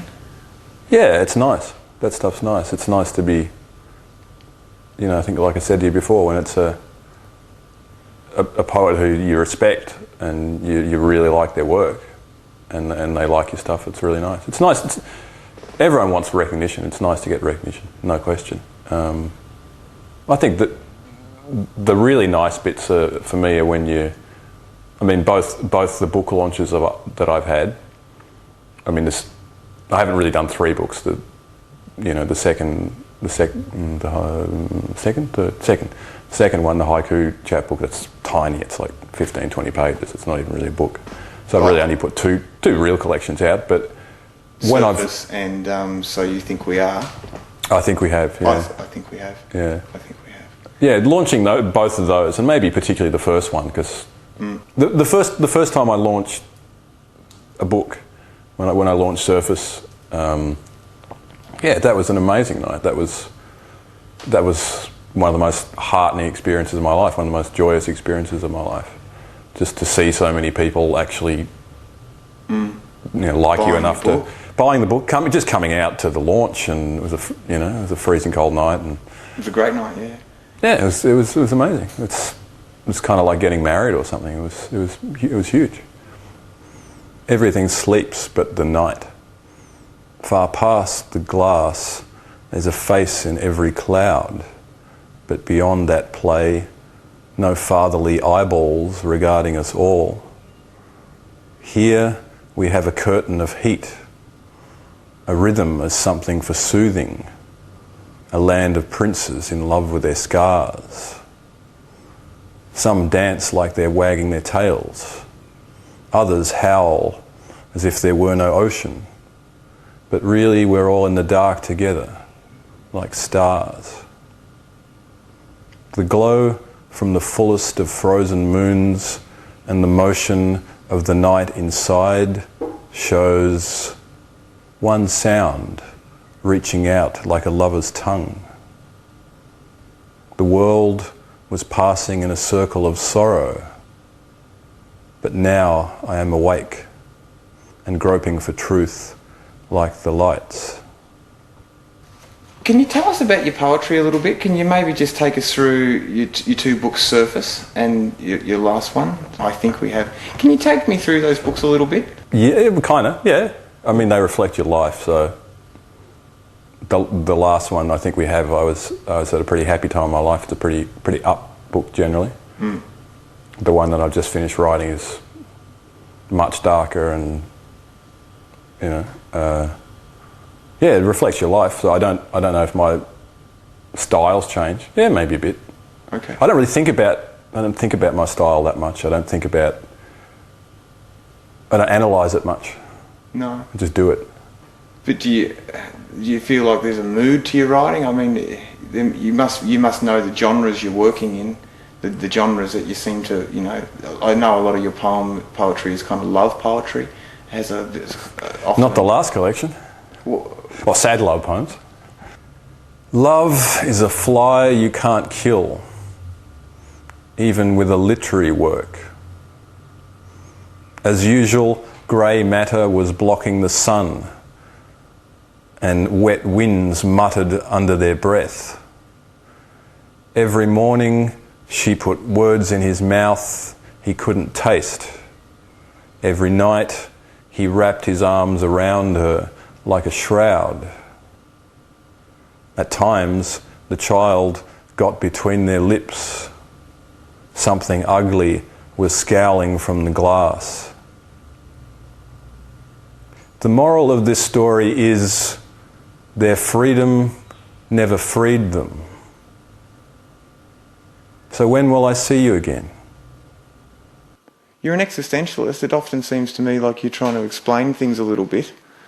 I'm trying to continually experience the wonder of life and feel the joy of life, and I see that in my daughter, you know, this constant amazement, constant wonder in just being, and I try and live that as much as I can, so I'm probably trying to do it in the poetry as well.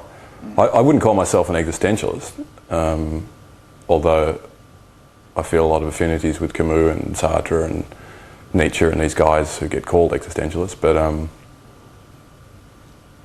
you know, that word gets thrown around a lot. You know, sort of anything that happens in the second half of the 20th century gets called existential sometimes, or you put a black beret on and you're an existentialist. Mm. But you're certainly very conscious of thought, though. Very conscious of the mediums that you're working in. I don't know. I don't know if I am. I don't really think I am. I'm aware of certain forms, but I don't write in a lot of forms. The only forms I really write in you write a few villanelles, and I write a fair bit of haiku and senru, and that haiku and senru is fairly loose anyway, as long as it's short. What is a poem? It's a dance printed on silence. It's a drink that tastes better poured in your ear. It's something from the blood that transcends the mud. It's a door that opens onto a window. It's a deeply pleasurable vowel movement. It's a tree with its roots in the sky. A poem is a perfectly imperfect circle. It's kissing a face like a PowerPoint. It's the lonely soul stroking itself when its love has grown too thin. It's a wave that takes you away from the shore. It's a cactus that smells like a rose. It's a handful of sand thrown into the wind that scratches the air as it spreads itself through loving space and can stain your brain with the pure beauty of the futile. A poem is an ice sculpture in an abattoir. It's a square hole and a round peg getting it on. It's listening to yourself as you speak. It's making a documentary about poetry. It's a fallen tree that someone heard fall. It's art intimidating life. It's what this is and was.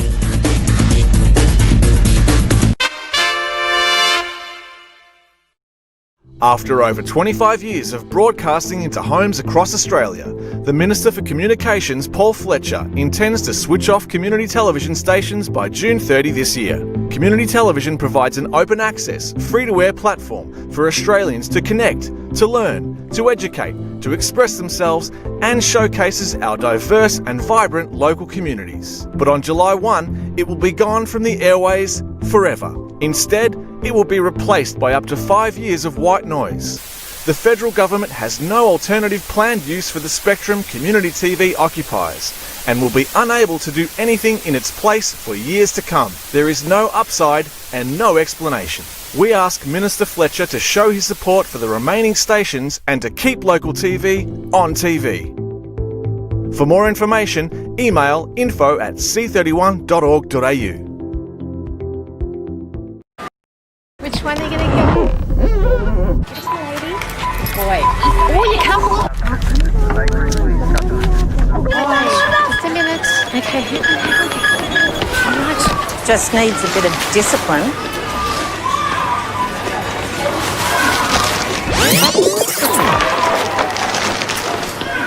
I help you with your bags? Thank you. Autism. Change your reactions, change your actions.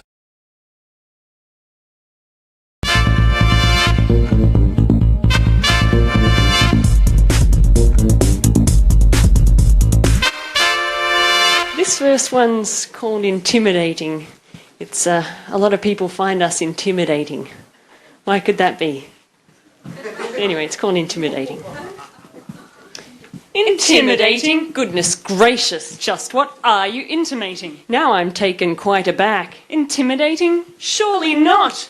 Perhaps its meaning you forgot. I'm not some kind of jabberwock. I have neither fists that pound nor feet that stomp, claws that catch nor teeth that chomp. In fact, I'm a fraying frond, a fawning wisp, and yet, in this placid pond, this morning mist, you see a threat? I prescribe a dictionary, stronger specs, or pepper spray to keep inside your bag. I advise that you revise what you call scary, or failing that, a gag. This is called Small and Very Decrepit Caravan. Rain hitting the caravan roof, tat-a-tat-tat, thrown popcorn seeds on a skillet. The wind's speech under basalt clouds, hurdling spring shadows, furtive after day downpour. My friends the hens pick neurotic at imaginary crumbs. Two stand on the narrow bed, picking at the upturned book, Camus' The Stranger. There is nothing to get up for. Horizontal life is the way to be. Hands stiff with cold, breathing steam clouds, dreams of hearth crackle, good cheer. A paraffin lamp, a paraffin cooking ring, stewed tea bags in a battered tin cup, mouldy bread with an old map of Northumberland, yellow and mildewy, tacked to the wall. Get outside and stretch amongst budding briar and bramble. Squat in a midden rut in the gloaming, the satisfactions of being a body, animal. Not sure how long I can stay here. I live day to day, consoled by reading Lao Tzu. By doing nothing, nothing is left undone. In the fetid midnight of leaking roof rain, I consider, if not the worst of all possible worlds, then near enough. Only to remember, life is a bridge. No house can be built on it. These phrases come in handy when life is a broken mirror, mirroring confetti. Thank you. This is a poem about a walk in the park. It's called A Walk in the Park. The park, habitat of something native to the human spirit, clasped as a fragile wonder between the fingers of road and cement. The park, a brooch upon the uniform of suburbia, where families breathe air sweetened by birdsong, kicking away their routines as they kick away their shoes. I watch. Alien to me, no braille could breach this blindness. Ever audience, I hold my pen and paper as sword and shield, and wonder, who taught them the steps, the words engraved from swaying tree to laughing freckled child? And is there peace? I've gone too far, sprung some trap and can't get back. The park retracts its hands, and the laughter ebbs away into a dialect softer, an unhurried melodic dream beyond my poetry. Normally reliable. I missed our weekly get-together. Can't tell you why either. I just couldn't make it. Didn't really feel like not going, just couldn't get it together because I wasn't sure what it was I was supposed to be getting. So I couldn't put it together, or just went askew. That's why I ask you, what did we do? Implying I'd been there, but now have concussion, which isn't true. This next one's for anyone who's ever had to deal with a self-serve checkout machine. It's called The Sweaty Tango. The apologetic fit. Fingers slip and perspiration drips. I've got my lips ajar, and as we're sparring, hurry is implicit. Every visit's inconsistent, with some different dance to do. I can only look to you for the next move to make. I sweat, and yet you've got exactly what it takes to make my wallet pour like a waterfall. And you're so firm and fair with the authoritarian air you keep. People stare and stay, they watch and wait. You're a modern take on an age-old institution, a fusion of old and new, movements and transactions aimed at mutual satisfaction, using clues for what to do, but so elusive in confusion. Poison flash of eyes from those in line, standing, stamping, hands around their shopping, watching as I scramble in this stilted interaction. Fingers tap communication, still inscrutable contraption leaves me racked, you beast of fact. Your scripted greetings meet my human clumsiness. I'm under stress, and it's a mess of guesses. Less is more. Coins across the floor. The audience will see me crawl, and you, as always, calm and sure. Please take your items, take your items, take your items. Wait for assistance.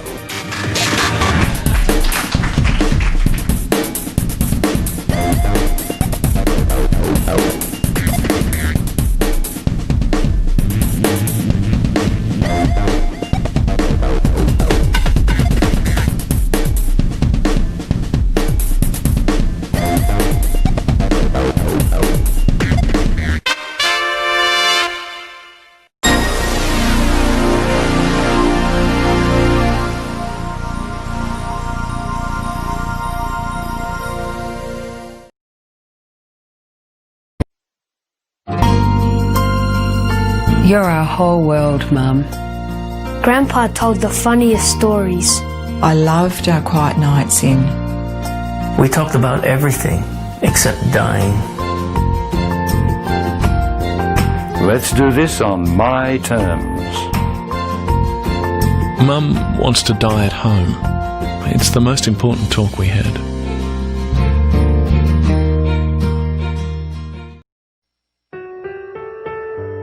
Ryan was diagnosed with asthma around about 2. Ryan never let asthma get in the way.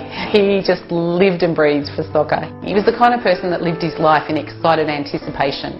He did everything that he wanted to regardless, and even to the point of travelling overseas, he was actually advised he probably shouldn't. Ryan was like a lot of 19-year-olds. He thought he was 10 foot tall and bulletproof. Ryan had been playing soccer in the afternoon and had a great game and came home and went out to a party. During the evening he started to feel unwell and rang me and asked me to go and collect him. On the way home in the car, he told me that he hadn't taken his preventer for quite a few weeks. So I suggested that he really should go to the hospital on the way home and get checked out because I was concerned that he wasn't getting any better. Within a very short period of time, Ryan experienced a respiratory arrest, was put on life support, and 3.5 weeks later he died.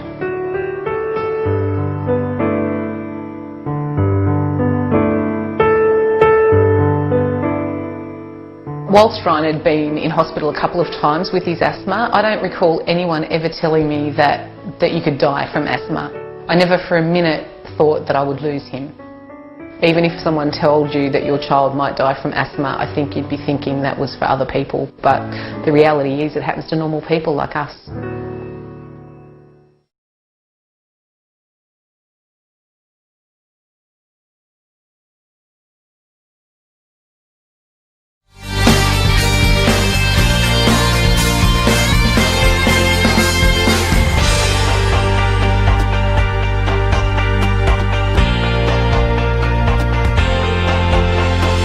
Live streamed from Echuca each week, this is MELfeed Video, a different sort of TV.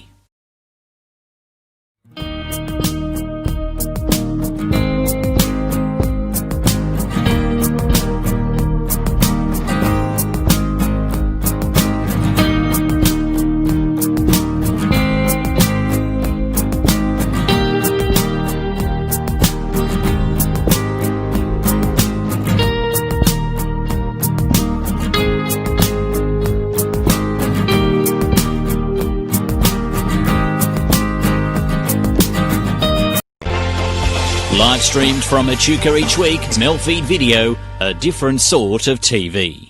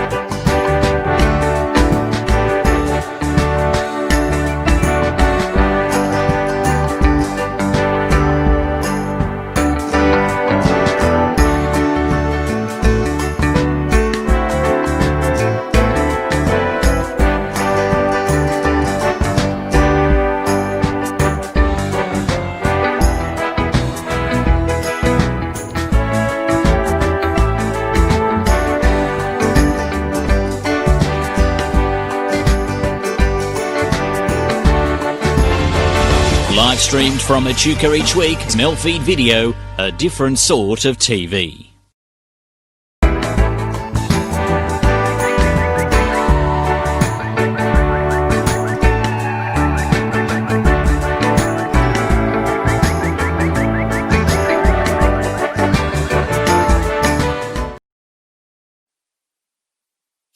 They say there's a chance I could die in a car crash. Maybe even from heart disease. Maybe even skin cancer. I could die in a work-related accident, or I could die in a fight. The fact is, the biggest cause of death for men in my age group is suicide. Please don't let this happen to me.